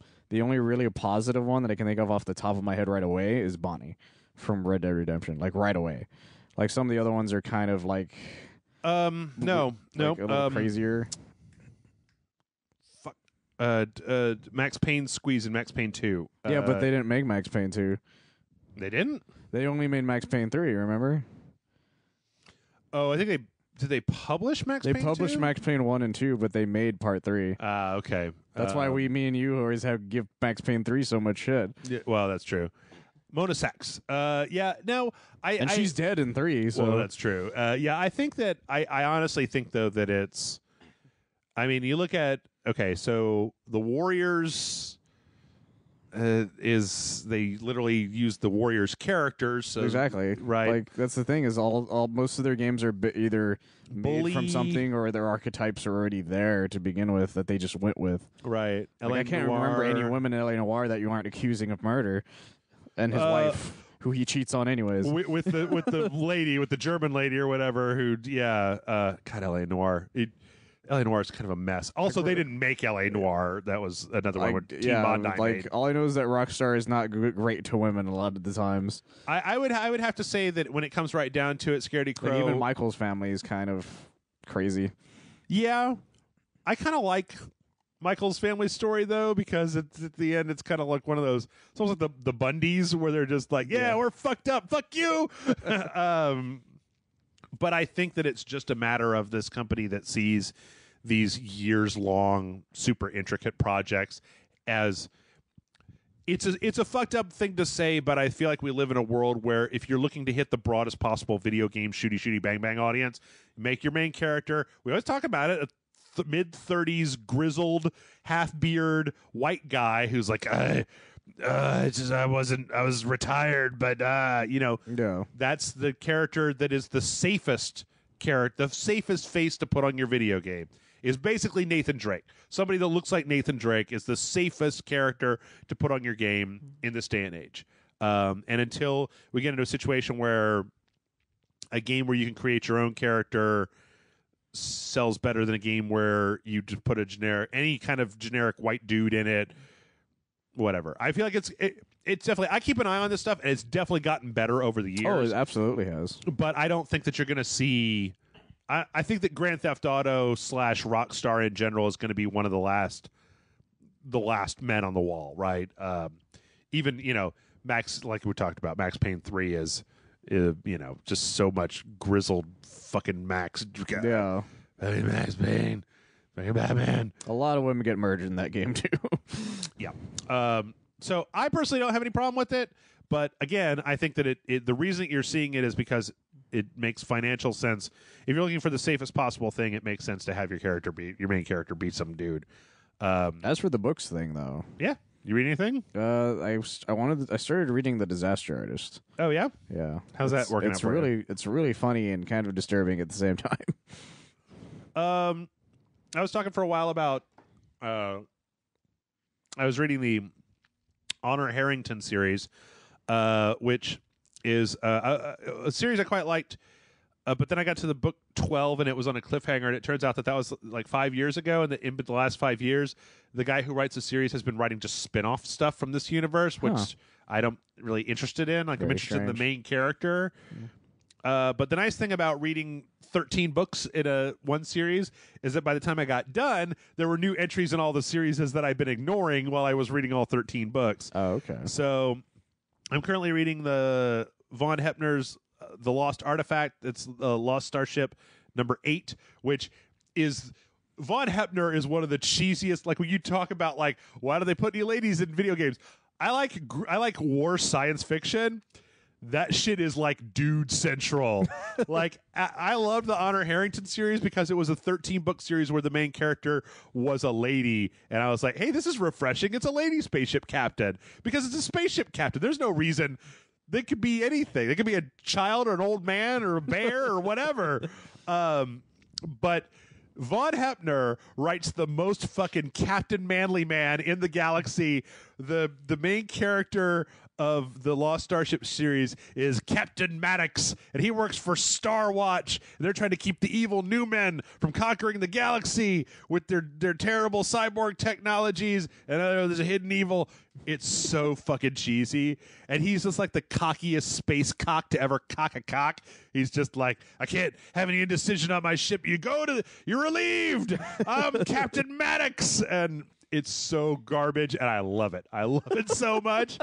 I'm basically catching up on everything. So B.B. Larson writes a whole series of books called the World series. I just got done reading Dark World. It's part of what he calls the Undying Mercenary series that is about in the future. There are the humans, they go off to fight proxy wars for aliens, and one of the big things is that when they die, they basically just like you have a computer, like a biocomputer in your arm that's recording, and when you die, it uploads your last memories to the server, and they just print out a new version of you in like a big flesh printer, and they throw a gun in your hand and say, okay, now go kill more people. And so this is like the 7th or 8th book in that series, which I think is a pretty cool concept because like the main character has just died. Like he dies like a dozen times in every book. Oh, wow. And sometimes it's worth it. Sometimes it's so it kind of keeps you on edge because death has less meaning, but it happens a lot more because it's not like, no. Okay. Yeah, because I read a lot of comics more than anything nowadays still. Yeah. Like I started reading something called Infinite Vacation, which is a lot of fun so far. Let's see what we can do. The latest Points of Impact by Marco Clues is the latest is a very straight sci-fi dude shooting these big ass. It's like one day big ass aliens show up, like aliens that are as tall as a building, and they just like if you shoot them, the bullets bounce off of them, and they barely register that humans are there, but they're just trying to de-terraform everything into their garbage lands. And this is like book 3 or 4 in those series. I really like also TFS Guardian came out, which is Tori Harris, which is another kind of just like, I don't know, there was a big alien space robot AI that was been sitting over Earth, like directing Earth to groom it to become part of this galactic civilization. But then it turns out that there was another thing that happened. Oh no! And then like humans they've gone off the rails. And that's the kind of shit that I love. And then there's also Joshua Dalzell, who I like, started up a new book called. There's a new book called Blue Shift that he put out that I haven't yet read. And then B.B. Larson and David Van Dyke have Flagship Victory. That's another one that's in my thing. But I generally tend to bounce around. So what I'll do right now is I will be I'll finish up. I've got 3 more books to go through, and then I'll see if anything else has come out. And if nothing else has come out, then I'll go to Goodreads and find a new franchise to just burn all the way down to the ground. Because that's what I do is I'll find a new franchise that's got like that started in 1998 and there's like 18 books in it. So I'll just read them all, just one after another, just book. And then when I get to the end, I'm like, hey, look, 3 new ones in this series have come out, and 2 new ones in this series. So there you go, Scaredy Crow. I actually was thinking about, but there was a book that I was thinking about reading, and I lost it. There was something weird and off that I was going to read. Anyway, Brandon writes in and says, hello, Jeff and Michael. I have a simple question this week. I recently downloaded Alien Isolation onto my Xbox One, and as I type this email, I'm watching Alien Covenant. I think both are solid science fiction pieces and worthy entries in the Alien franchise. But alas, not everyone feels this way. I've wandered foolishly into many conversations to find myself lambasted for my affection towards either entry. So my question is this. Which of these 2 entries into the Alien franchise do you think is better? Personally, I like the atmosphere of Alien Isolation more, and I enjoyed the story a bit more, but I want to know your thoughts. Thanks for all the content you put out. It's really helped keep me sane, especially after my doctors diagnosed me with having issues with really high anxiety. Sincerely, just another Brandon. Well, Brandon, just keep it cool, man. Just be cool. Be cool, and we'll keep answering the questions. Alien Isolation or Alien Covenant? What do you think? Isolation is better than Covenant because Covenant is garbage. Really? Covenant has a line where somebody says, "Let me do the fingering," when they're fucking around with a flute or something. Yeah, and it's just a very strange and almost silly film that like is like, here's a twist that you saw coming like a mile away. See, it's interesting. Like, it's not really scary in any way. Okay. I'm torn. I'm like Natalie and Bruglia over here, because Alien Isolation was interesting, but the minute that I realized that the alien was invincible, it lost all tension for me because it was like, oh, well, to me, there's a difference between an enemy that you could kill, but it takes a shitload of effort. But if you do it, the enemy's dead, at least for a time. And this is an invincible enemy. Because when it turned invincible, it was like, I don't care anymore. Like, there's nothing, like, okay, great. Throw these poppers over here and run over here, and then the alien I may get caught. If I get caught, fine. I will say I played it, there was a hack that you could get it onto the DK2, the Oculus DK2. Uh-huh. That was pretty scary, right? Because you were, instead of like hitting the shoulder button to look around a corner, you were literally like peeking, like tilting your head to one side to look around a corner, and the xenomorph was giant in VR. Like it was fucking 8 feet tall and menacing. But the other problem that I had with Alien Isolation is that I felt like it didn't vary up the gameplay enough, because it was like 12 plus hours long. Oh, okay. Yeah, that's true. And I just got fatigued. You can't keep me on the edge of my seat for 12 hours. And since I don't play games in 2-hour increments, I play games in like 8 to 10 hour increments. Oh, okay. I got desensitized to seeing the xenomorph, and so it was just like, look, there he is. I can't kill him, but I could throw a noisemaker over here and then run that way. And I feel like that would be bound to happen for most games like that are supposed to be scary kind of thing. See, I think that what you needed with Alien, I think that the thing that I understand what they were going for with Alien Isolation, but I think that what you needed with Alien Isolation was you needed alter the parameters as time went on, specifically in your ability to deal with the alien threat. So the main character in that game was, Ripley's granddaughter or something like that. Something like that. Just like her. Yeah, because this way, while Ripley was in stasis, right? It was like during that point. So I think that it would have been interesting if you started by having to avoid the alien for a long time, like give you 3 or 4 hours worth of avoiding the alien, and keep really wildly differentiate, right? Like there's steam that you can put in this room, right? Or you can change the environmental controls. Give you some of that BioShock Prey level of like deciding how to work with it. But then at a certain point, you're going to have to decide, like, I'm going to kill this motherfucker. Like, this thing's going to kill me if I keep doing this. I need to kill this. So you're going to have to go and try to find the weapons and get yourself into a position. And then you're going to have something akin to like a Big Daddy fight without a Vita chamber, where that alien's fucking fast and it hits hard, and you're going to have to stay the fuck out of its way and get your shit together. And you want it to be a thing where when you get done fighting that alien, you're just like, oh, Jesus fucking good Lord. And you've used up everything in your inventory, and you've got like a sliver of health left. You're just like, good God. And then as you move forward, now there's 2 aliens, right? Or it comes back, but it's different, or you're in a worse situation, right? Like, I feel like there needed to be an escalation of the way that the best video games do, where they introduce a challenge, they get you used to the challenge, and then they introduce something else. The new God of War does that really well. Where about the time that you're good with, I know how to take care of this enemy set, then it's like, here's another thing that's going to make it all fucking worse. And you're like, ah, shit. I wasn't a fan of Covenant at all.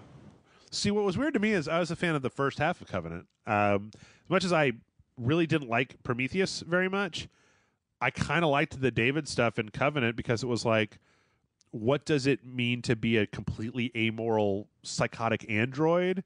And I kind of liked that. I can kind of see that. It's just the execution of everything was my issue more than anything. Well, I would have rather had that. I'd rather have musings on what it means to have a crazy android that thinks it's God wipe out a planet than the movie Alien a second time, which is what the second half of that movie was. Yeah. At that point, I was and then the twist of it, where they're just like, oh, it was him all along. I'm like, yeah, everyone called that. We all saw that. Like, no one was surprised by this. Yeah. So it has the same issue I have with Man of Steel, basically, where I like the first half of Man of Steel a lot, but then it gets dumb as fuck very fast. It's for me, it's like the way that the graph for Predator is like way up and down.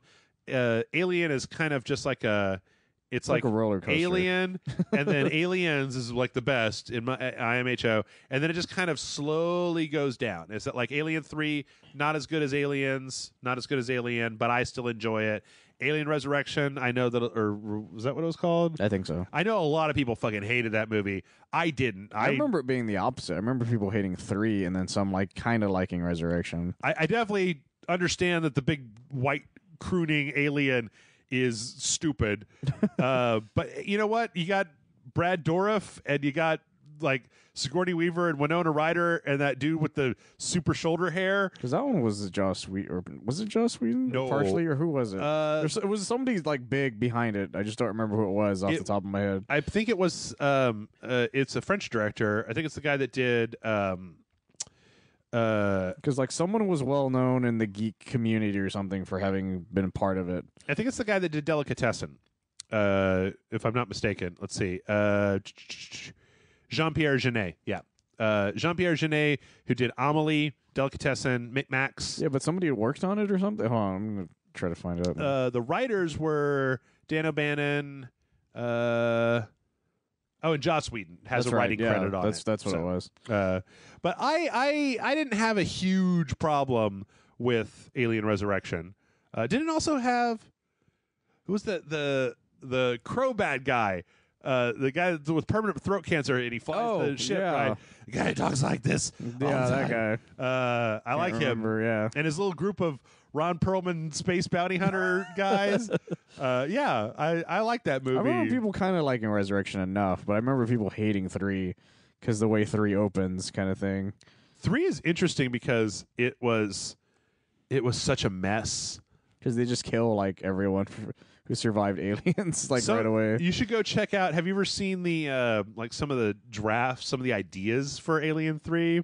William Gibson wrote a full draft of Alien 3. I think it was William Gibson. There was one that somebody wrote where it's Alien on a planet that is a literal like clockwork monastery planet, like made out of wood with like an atmosphere inside of it, like that's so weird. Dyson sphere full of monks that's made out of wood that the aliens get loose in. The hell?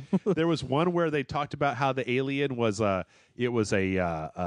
virus, and so instead of like that was one way that it reproduced, but then like it could also just kind of like get loose and turn other things into xenomorphs or so weird. versions of xenomorphs. Yeah. Well, anything's better than Superman Aliens or Superman Aliens 2 or whatever.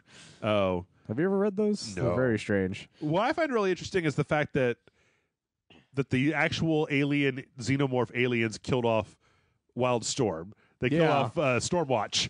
Alien Stormwatch was the transition from Stormwatch to Authority. Xenomorphs have existed, or not existed, but have shown up in a lot of different things. Mm-hmm. That franchise is not especially. There's actually a few comics though that are really good. There was one where there was they all seem to focus around the same like xenomorph research thing where they're like, we're gonna make them into soldiers, and everybody's like, this seems like a terrible idea. That's the thing about the first two. They're like, we want to make weapons or whatever. And he's like, why do you guys keep thinking this is a good idea? They keep making super soldiers as well, even though that never. They also keep trying to cure Alzheimer's, which apparently just never does anything good. Yeah. But there was one comic I remember that had there were 2 synths, and one of them was a giant like armored mech basically that was also a synthetic that could just kill aliens until the cows come home, like an armor resisted impacts and acid, and so like the aliens just couldn't touch it. And then there was also an artificial, like a bishop-like android that was a xenomorph that they used to go watch the xenomorphs, but it could like come out and talk to you and just be like, hey man, and like to smoke cigars. And there's another one that was really cool that was just like this guy that's like a professional xenomorph hunter who like he gets his hand bitten off and he puts a knife on it and goes and he's stabbing his xenomorph. It's so crazy. Yeah. I think Alien's been really uneven again because it's one of those franchises that I do like, but it's not been as nearly as good as since Aliens in a long time. Again, just like we were talking about with Predator, Alien 1, Alien 2, Alien 1, what the fuck is this thing? That's perfect. That's fine. Yeah. Also, it did so many things that were like Tom Skerritt should have been the main character in that movie, and he wasn't. Sigourney Weaver was completely unknown at that point. Remember that. And then Aliens expanded by giving. I think that Sigourney Weaver has a great arc. I think Ripley has a wonderful arc in Aliens. Absolutely. I think that not that I'm to go back to the whole kind of like ladies in Grand Theft Auto thing. I firmly, I'm not going to sit here and be like, there's more than enough kick-ass ladies in movies and positive female role models, but Ripley definitely is one because she goes from PTSD to fucking like kicking ass. And when Newt calls her mommy at the end, I fucking break into manly tears of justice because that shit is heartwarming. Which is why people hate the opening of Aliens 3. Yeah, well, anyway, I don't know. I think that of the two of those, the first half of Alien Covenant is probably my favorite, but That's fair, but there's so much dumb shit going on in Covenant. I could never hear just him just going, "I'll do the fingering." It's just as I will never take that serious in a million fucking years. Fair. All right, let's see. Who is this? You didn't sign your name. I'm gonna call you. Well, your from line says Biodegradable Junior, so I'm going to call you Biodegradable Junior. Biodegradable Junior says, "Oh, hi, Jeff. How's your sex life?" And Michael. And he says, or she, or them, or whatever. Says, "So I wanted to know if y'all thought that Ubisoft dropped the ball in making the rookie in Far Cry 5 a mute fly on the wall as far as story is concerned. Personally, I think the narrative could have been solved by making Rook a Blackfeet tribal member, a tribe in Montana, who was witnessing the collapse of the county and country. I think a simple change could have changed the reception of Far Cry 5 from being another formulaic product to something that could have really said something. Love all the work you do on the site, and I'm currently looking for land in Montana to spread the word of the Beard Man. Hashtag we are not worthy." Oh, okay. And that's from Biodegradable Junior. I apologize. My life is a blur, and there's a part of my brain that's like, did I read this last week? But I don't think I did. So I know me and you have had this conversation before, though. That might be why I'm getting confused. But I don't remember if it was on any of the shows that we've done or just in personal time. Yeah, I don't think. I think this question came in 8 days ago, so it could have been on the last podcast, but if not, then. What do you think? Silent protagonist. Well, the thing about Far Cry 5 because I remember we were talking about why one of the times I had the bigger issue with 5 than I do 4 is the fact that with 4 you have this connection with everything that's going on, kind of thing. But with 5, you're just kind of some dude who everyone keeps calling Rookie. Yep. Which is just very strange that everyone calls you Rookie. It's very condescending for like no fucking reason. Also, I feel like there's a part in that game where the actual sheriff is like, "You're no rookie anymore. Now you're deputy." I'm like, what the fuck does that mean? And it's like, I've got a name and it's Anakin, all right? He's like call me by my name, fuckface. He's like, I've just murdered like half of the county, but now I'm just a deputy. Fuck you. Right, exactly. He's like, I'm the sheriff now. Just take the cowboy hat off of his head and shove him. I think that silent protagonist. I was actually talking about this on the video that will never see the light of day because Matt and I recorded 30 minutes of Destiny, and then Destiny decided just to be a bitch. Destiny tricked me again. Destiny. It doesn't make any sense in Destiny. Your character's in all this like world-destroying bullshit, and you're just a silent. I think that I've gotten tired of the silent protagonist. I think that there was a time and a place for it, but that it's not. I mean, sometimes it works. But it works in BioShock. It works in Doom. Yeah, I think, but even then, he has a personality going with him. Absolutely. Whereas the rookie or deputy, or where the fuck you are, is just sort of like, you've been kidnapped again, and they're all telling you all this shit, and you're like, well, I can't say anything at all, so I can't be like, fuck you, spit in face. I was like, this is a one-side conversation that shouldn't be one-sided. I feel. Yeah, what's fucked up is that I feel like it totally could have had a character that they could have gone out and gotten voice actors for a dude and the lady, like a neutral guy, neutral lady. So you still have and I feel like this seems to me kind of like maybe a similar thing with Ubisoft talking about like why they didn't want to put the lady models into Unity, which from a technical aspect, I understand why that it's not just as easy as making a new model. You've got to do the animation. Well, they were too far into it. It's just they worded it very wrongly. Yes. On the other hand, Far Cry 5, I feel like that it would have had more impact if I could have had a voice, because as it was, it makes you feel disconnected from the story when the character doesn't have a voice. Well, it's especially when the side characters are going, "You're evil," and just pointing at you. You're like, well, like why should I? Like it's like I said, it's a one-side conversation. Everyone's calling you, like all the bad guys are calling you an evil person. Yep. But it's like, well, why is the dude just silent the entire time? He doesn't even go like put his hands up to go like to just go no kind of thing or something. He just sort of stares at them. Also, was there a reason why you could have just given them a last name like Johnson or or something? Maybe not one that's also a euphemism for dicks, but like Richardson or something. Or right? Yeah, that's still a dick. I don't know. Richard Ryder. Yeah, there you go. Richard Ryder. Yeah. Nova. West, right? Okay, like or something. West. Yes. Something because it starts to become contrived.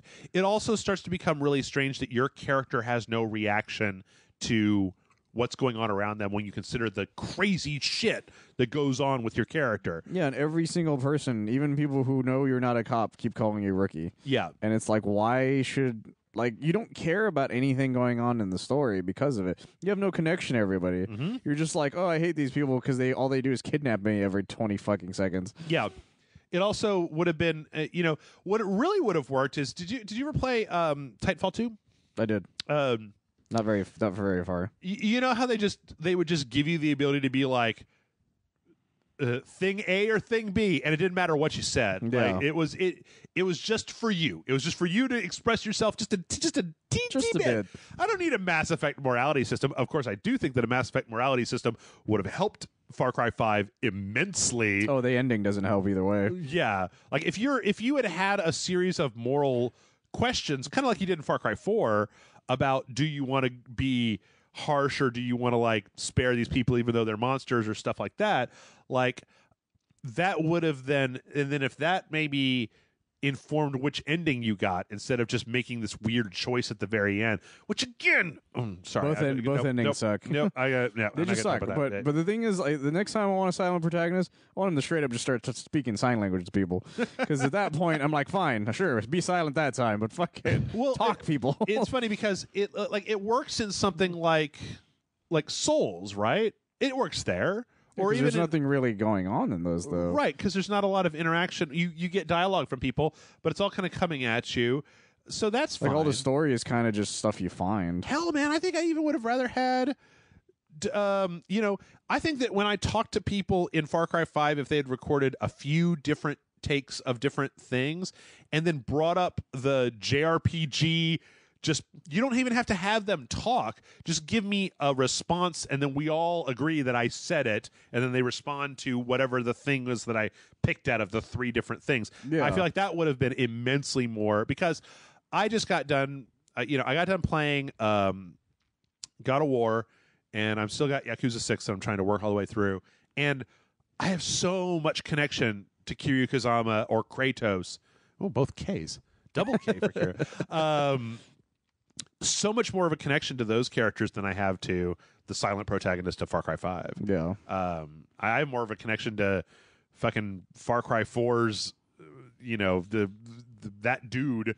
Yeah. He doesn't even really have much of a voice. We don't even really see him in the course of the game. So. But everything, but he has like a nice connection, and he has a background. Yeah. Is the thing. He's connected to that world. Exactly. As opposed to being a cipher. Whereas Rookie is just like, you're a cop that just, I guess, started the day? I don't really know. Even, why would they take that guy with them? I don't know. So here's some silent protagonists that work. Gordon Freeman is a scientist, and people talk to you like they know your name. They call you fucking Gordon. Like, they're not just like, hey, scientist, get over here. Scientist. Like, it makes you at least feel like you have some agency in the world, or even something like... Link is another good example. Link? I was going to say... people sound like they're actually talking to him. Mm-hmm. And you can just make up what you want in your head because they react to Link even though he's not saying anything. Yep. Jack in BioShock, the main character in BioShock, who doesn't have any lines but does have character. You fucking... He reacts to things. Andrew Ryan's head with a golf club, like. Well, that's what I meant. Like, that's why I also mentioned the him putting his hands up to be like no kind of thing. Yeah, because he does like the character in BioShock does stuff like that. His hands are emotive about the way he's reacting to things. Yep. So it happens like once or twice in Far Cry at best. Yeah, and especially too when you think about. I'm just like looking at my games here. I turned on my PlayStation 4. Like something like Overwatch, right? Where people's connection to the characters is what makes that kind of brings that game into being more special than it would be just by default. So, I feel like there's a lot of room in video games for character, and that you should have a good reason for not having a character voice. So, or make the story make a little more sense when your guy's not talking. Yeah. You know what? It would have been it would have worked better if you weren't a deputy, if you were like captured in the beginning. You know, in the very beginning, how they show that person like recording in the church, yeah. and then they take him. If you were that guy, right? You're And like then a it's documentarian or something. if it was more like Far Cry 3, where you had to bust out of their cult prison, Yeah. and then like you hook up with the cops who are trying to fight back and whatever, that would make a little bit more sense, because then you're just like, I'm a guy. Whereas like in Far Cry 5, they have you go to the wardrobe and put on like an America t-shirt and some fucking camo pants, and they're like, aren't you supposed to be a cop? Put on a cop outfit. They still call you deputy. It's like you're not even wearing the outfit anymore. Yeah. So I don't know. I'm on your side. Biodegradable. I say less characters with no voice. More characters with a voice. Or sign language. Or sign language. I want more sign language. Kate writes in and says, Dear Dating Sim Masters, I just downloaded Rayman Legends on the PS4 so I can play it with my girlfriend, who doesn't like many styles of games because they're difficult for her. I tried to have her play Portal, and it made her dizzy, so FPSs are kind of a no-go. She really loved Rayman, and so did I. I've never played a Rayman game, and it's damn charming. Are there any other side-scrollers or simple platformers that I can get that we can play, or she can just play by herself? Just throw out as many suggestions as possible. Thanks very much. Your little patron, Kate Josie. Crash Bandicoot, Ratchet and Clank are my two, since you already mentioned your PS4. I think I'm trying. If you have a Nintendo, there's a shit ton on Nintendo. More side scrollers. We think more side scrollers, like because Rayman's just directly. I mean, like Ratchet and Clank might. Well, he mentioned platformers as well, so those are platformy, and they're easy to get through and easy to play. I think there's a few beat 'em ups on PS4 that are kind of similar. I think Battle Block Theater definitely. Which one did you get? Was it Rayman Legends? Rayman Origins, I think, is better than Rayman Legends. Is that on? Mm-hmm. Or what is that on? I think it's on everything. Sonic Mania? That's another game she could probably play. Yeah. A nice little side scroller. Guacamelee is definitely very good. It's a very good side scroller. It's less that kind of Mario style. It's a little bit more Metroidvania style. But I really like that one. I'm trying to think of some of the other ones. I mean, there's stuff like, unfortunately, stuff like Super Meat Boy is just like, that's really hard, brutally difficult. Not really something that'd be super interesting. You know, if you have about Not a Hero, it's kind of side scrollery, even if it is just shooting a bunch of people. Oh, is that the Devolver Digital one with the the one the Bunny Lord? Yeah. Bunny Lord. I'm trying to think of some other. That one's kind of fun. Let's see. Like if we're only going based on the PS4, I don't know, but I'm not sure if he mentioned anything else just in general. Let's just name a bunch of stuff. I think that I honestly think that for platformers, like did he only mention 2Ds or just platformers? This is she, by the way. Just FYI. Was it she? Yes, Okay. the person who wrote in. Okay. I just want to be sure. Like She says, "Are there any other side scrollers or simple platformers?" Well, that's why I mentioned Crash Bandicoot. Spyro's coming out soon. See, I don't think Crash Bandicoot would be good because Crash Bandicoot's too fucking hard. Well, she doesn't have to play the first one. Yeah, the first one is the hardest one. The other two are actually pretty simple considering, especially 3. I think if you have access to a Wii U, you have access to any Nintendo game, or whatever the Mario game is for any Mario game, any pretty Mario much at game. any point, except for maybe Sunshine. Yeah, Sunshine gets really hard at times. We just played. Okay, wait, hold on. There's a couple of new ones. Dandara is really good. That's the one that Amanda and I played, where it's like you can literally only jump between platforms, so it's not free jumping. It's like you use the right stick to zip, zap, zoop between stuff. And there's another one. Fucking god! It's the Donkey Kong games, maybe, but even then, those are kind of hard. They're simple, but they're hard sometimes. Fuck. There's a game. Kirby's great. Celeste. Look for Celeste. That just came out. That is a game that we didn't actually play, but a lot of people. It was originally announced for the Switch, and it's got a variable difficulty where you can literally change like how hard the game is. Oh, okay. Celeste is good. You might try. There's another one that is called Iconoclasts that Amanda and I played. That's more of a Metroidvania. I think that's what it's called. Let me just make sure. Iconoclasts is a recent good one. And then Broforce. Broforce is pretty good. It's a lot of fun. It's a side scroll. It's actually fairly simple, all things considered. Yeah, it gets a little tedious after a time, but or it can be a first little bit. after time. Yeah, you could have fun with it for the beginning pretty easily. Plus, it's nice seeing the many bro puns that you can make with their character names. Yeah, that's true. Ellen Rip Bro. You might look at Crossing Souls, even though it's not really a platformer, it's more of a little adventure game. But Crossing Souls is incredibly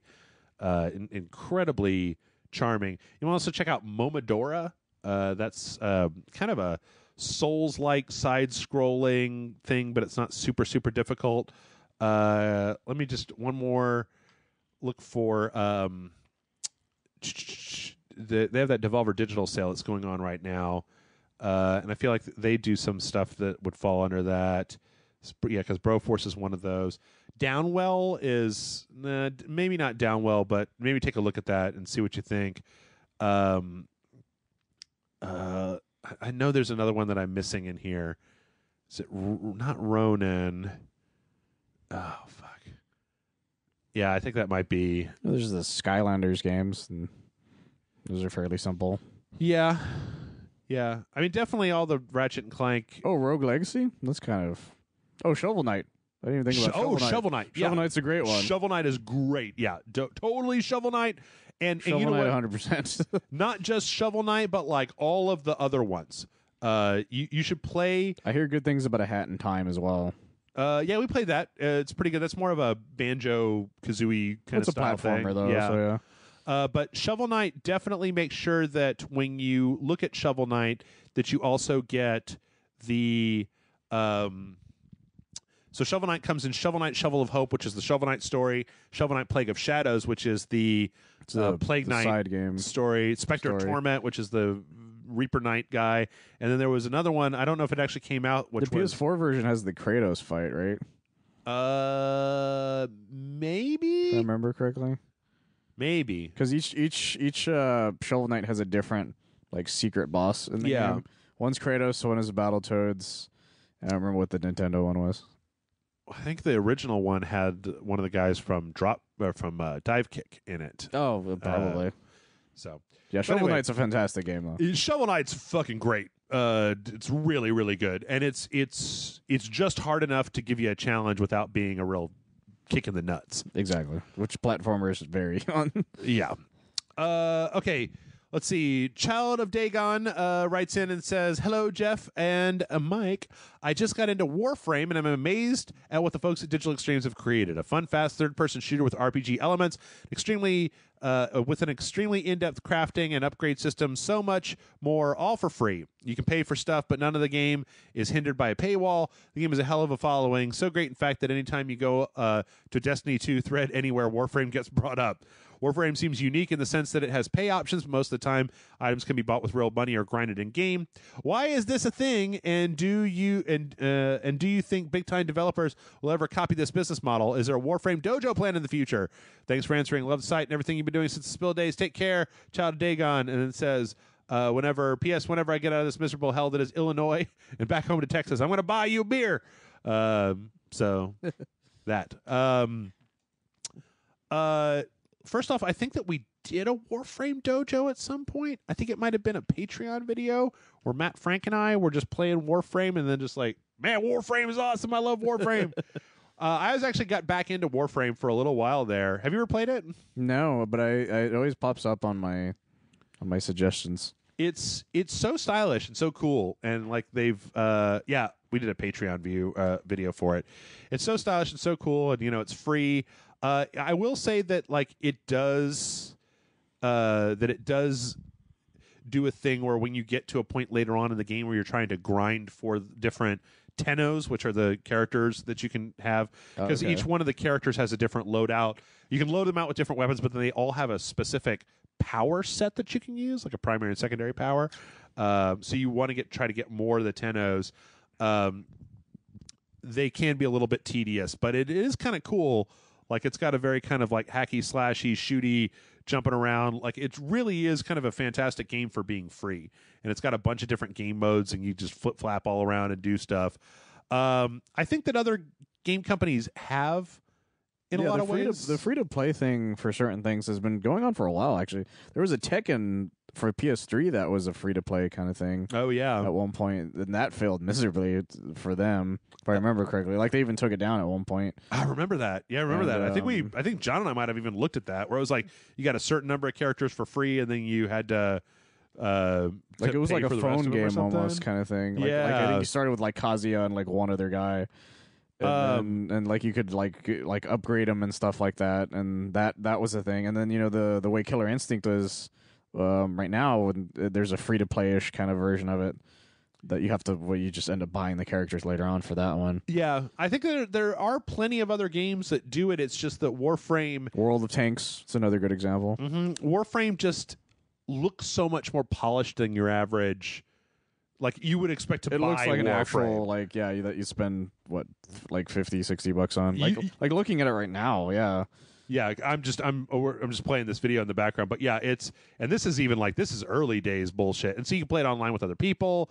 It's basically it's kind of a really good refutation of Destiny, where you go like, why is this shit? And did you see the thing where they were they had these packs that you could buy, these season packs that would come with a bunch of different like cosmetic stuff and frames and stuff. So they would release one every so often.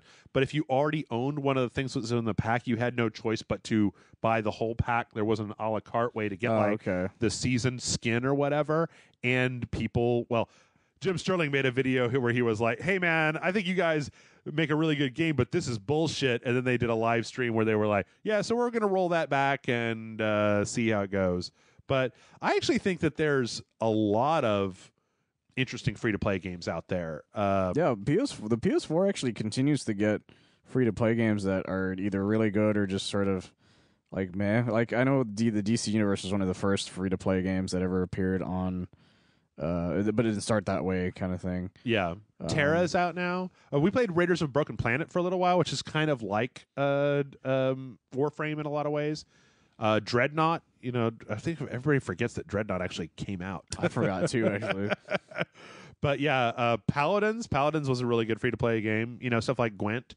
We played. We did, I think, a Patreon video. I don't think it ever came out on the site of that 3-on-3 freestyle. It's literally an online multiplayer basketball game. Oh, I've heard of that one. And all the characters have different kind of like Overwatch style. Abilities. I remember watching some of the 3-on-3 freestyle, and that is really interesting. It's a fun game. It's a really fun game. Let It Die. It's great. It's a great example. Yeah.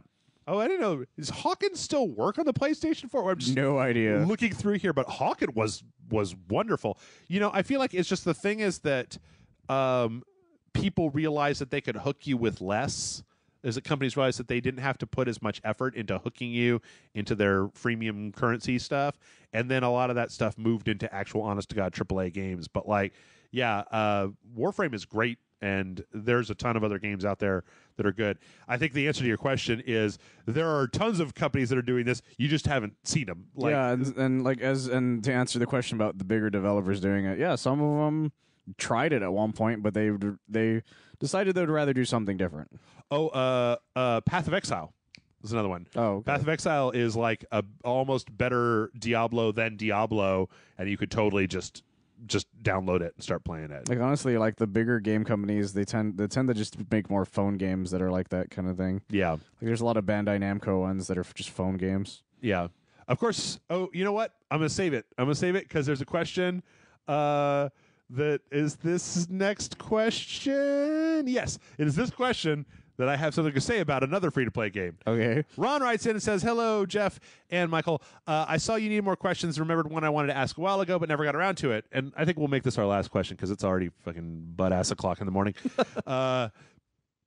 With all the advertisements for new movies and video games, especially binge-watching YouTube videos and the prevalence of Twitch, at what point do you get sick and tired of seeing the same ad over and over to the point that you come to loathe whatever is being advertised? Do you have any examples of such a thing happening recently? For example, when the movie 517 to Paris was coming out a few months back, the same ad for that movie preceded every single YouTube video I was trying to watch, to the point where I went from being mildly uninterested in the movie to hoping that it would bomb in the box office.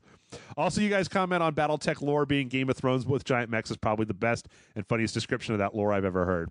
Finally, on a quick note about giant mechs, I remember you saying that you liked Warhammer 40k Titans in the Dawn of War 3 videos. If you're looking for something to read, I recommend Titanicus by Dan Abnett. It's a very good descriptive story of Titan on Titan action with a good smattering of Imperial Guard as well. Thanks for all the great content. Keep up the work. Ron. I will check that out, Ron, because I like big-ass robots, and I don't feel like they get enough love in this world. So the question is, do you get tired of seeing the exact same ad over and over again on YouTube? 1,000%. I was just thinking about that because we're looking through the free-to-play games on Steam, and I saw World of Warships, which I will never, ever, ever play because, and finally sink the Yamato. I've heard that so many times. They've got that dumb, you know the ad I'm talking about, where they're talking about sinking the Yamato 6 times in the ad. It pops up so often. It's like, God, fuck you, World of Warships. Just like, go to hell. World of Tanks never did that bullshit. Or like, I don't remember. It kind of did to me sometimes, like, because sometimes YouTube's really weird about what it shows you. Yeah, but like, yeah, no, it happens a lot actually in our line of work, I guess, a way of putting it. Like the one of the most obvious, or not obvious, but one of the most recent ones for me was that Melissa McCarthy movie, Life of the Party, that I just watched, that I fucking hated with a passion. Okay, because every time I watched any movie at any point, it was like, here's a trailer for Life of the Party. I'm like, I want this movie to fail so fucking hard. I'm so sick of this fucking trailer. I can see that. And games, some games do that too. Like, it's like, I can't think of one off the top of my head now, though, because, like I said, it hasn't happened to me that recent. I remember specifically that Rockstar was bad about that for a while. I remember that when Lost in the Damned was getting ready to come out, there was the Wild Side trailer for it that seemed like it was before every single video, and that was also back in the days when a lot more YouTube videos had mid-roll ads on them. Oh, and yeah. So you'd watch it at the beginning and then you'd watch it halfway through, and that was also before the skip button. Is that there used to not be a skip button? Right, yeah. And so I have to watch that exact same ad. And I wanted to play that, but that was also at the point in video games when those Grand Theft Auto 4 DLCs were Xbox 360 exclusives. Oh, that's right. Timed exclusives. So I couldn't play them because I had a PlayStation 3. And so not only could I not play them, but Rockstar was rubbing it in my face that I couldn't play them every time I tried to watch something on YouTube. I just remembered that Red Dead Redemption 2's trailer has been popping up on everything. Oh, has it? I watched. Okay, it's funny because I went to look for the trailer, and it played the trailer before the trailer. Oh, it played the trailer as the pre-roll ad for the trailer? Yeah, for the trailer. Nice. And I was like, fuck it, I guess I'll just leave it there. Good job, Rockstar. I don't have to hit skip ad, I guess. Yeah. Yeah. It was also, I tell you though, of all the dark days of ads on the internet, my friend, early Hulu Oh my god! was Fuck early the Hulu. worst. It was the oh my god! Because they had like so bad. 3 commercials. You know, Crunchyroll is that same way if you do it now. Yeah. If you watch it now, where they'll show you the same ad over and over again, or the same mid-roll ad, or like a like Comedy Central online or whatever will do that, and you're just like, no, fuck off. I don't even know whatever this is, and it's never a good ad. It's always like it's like Geico or the General. And another one. I just thought of another one. I remember early Hulu was so bad that where the commercials were like super crisp, but the shows were not. Yeah, it's the fucking worst. Because when Hulu's early days, there was no option to turn the ads off. But not only that, but when Hulu first brought out their fee structure, and all it meant was less ads. It was really shit. It didn't mean no ads. It just meant slightly fewer ads than you had before, and it was just like, oh no. No, my friend. Dragon's Crown was another answer I might have said last question. Oh, yeah. Dragon's Crown Remastered coming out in a couple of days. Sorry about that. I saw it pop up when we were looking. Yeah. No, yeah.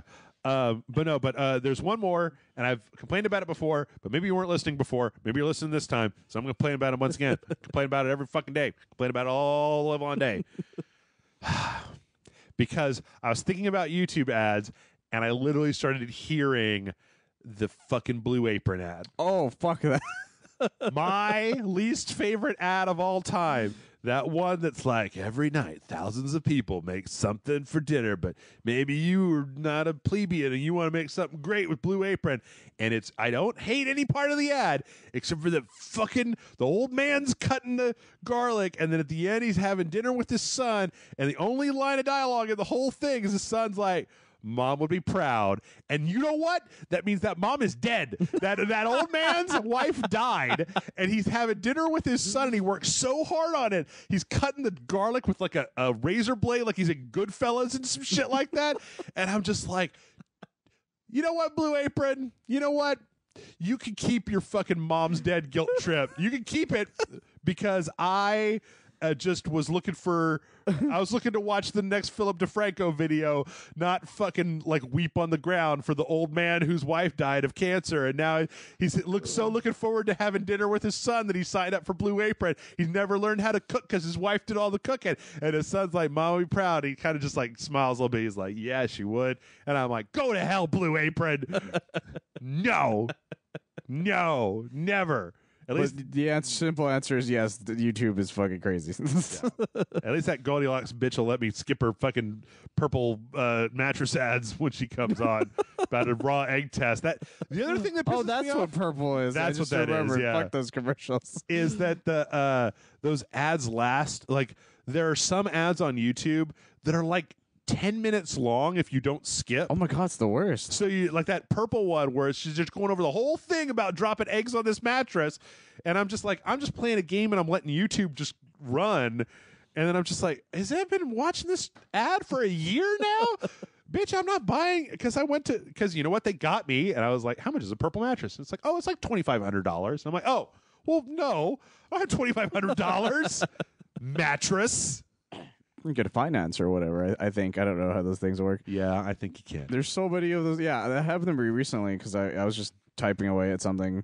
I let it play, and it's like, this is how you could save money. It was like some dude's infomercial that lasted like 15 minutes. You know, okay, wait, hold on. I'm sorry. We're going to end it soon. But like, do you remember that like a year or two ago, only people who watch a lot of YouTube videos will probably know what I'm talking about. But like a year or two ago, was like this ripped Asian dude, and he was just doing commercials for himself. Like, I'll teach you how to work out, bro. Oh, yeah. Like, you know, a lot of people are trying to get fit and they don't really know the secrets, but I'll teach you the secrets. Like, come on over to my YouTube channel. It's just this one ripped Asian dude, like, saying, like, come over to my channel and I'll teach you how to be buff like I am. And I'm like, what is this an ad for again? There's some weird fucking ads that pop up on YouTube every now and then. There are some weird fucking ads. But you know what? Even worse than all of that is the stupid Google Facebook Pixel bullshit cookie stuff. Oh, yeah. Where you go to a store and you look at a thing and then the internet just keeps trying to get you to buy that for the next 6 months. Like, again, I went to Purple's website one time and literally for like 5 months, every banner, every side banner, every pop-up ad was trying to get me to get that mattress. And I was just like, no. But worse than that is I would go to like Guitar Center and look for microphones when I was setting up Rage Select, and I found the mics that we're using right now, and I bought them, and then the internet kept trying to get me to buy them, and I was like, internet, I own these. I already own the microphones. I already did what you're trying to get me to do. Yeah, I used to do support for Nest, and the thing is, since I used to use my phone for that, yeah, they keep trying to get me to buy Nest products. Oy vey. Anyway, that's our show. So, you know, I said at the beginning, and just like Rutger Hauer at the end of Blade Runner, it's time to die, y'all. So get your questions in at mail@rageselect.com, and I'll see if I can get some more life from my creator for next week. Michael, tell people where they can find you on the internet. You can find me on oneofus.net. We just did a review for Life of the Party. There you go. Spoiler alert, it's terrible. Okay. But and I know eventually there will be a Deadpool 2 on there. So. Yeah, Deadpool 2. All right. Yep, I'm looking forward to it, and we'll see you next week. Thanks, everybody, for writing in. Write in more questions. We need more questions. Bye.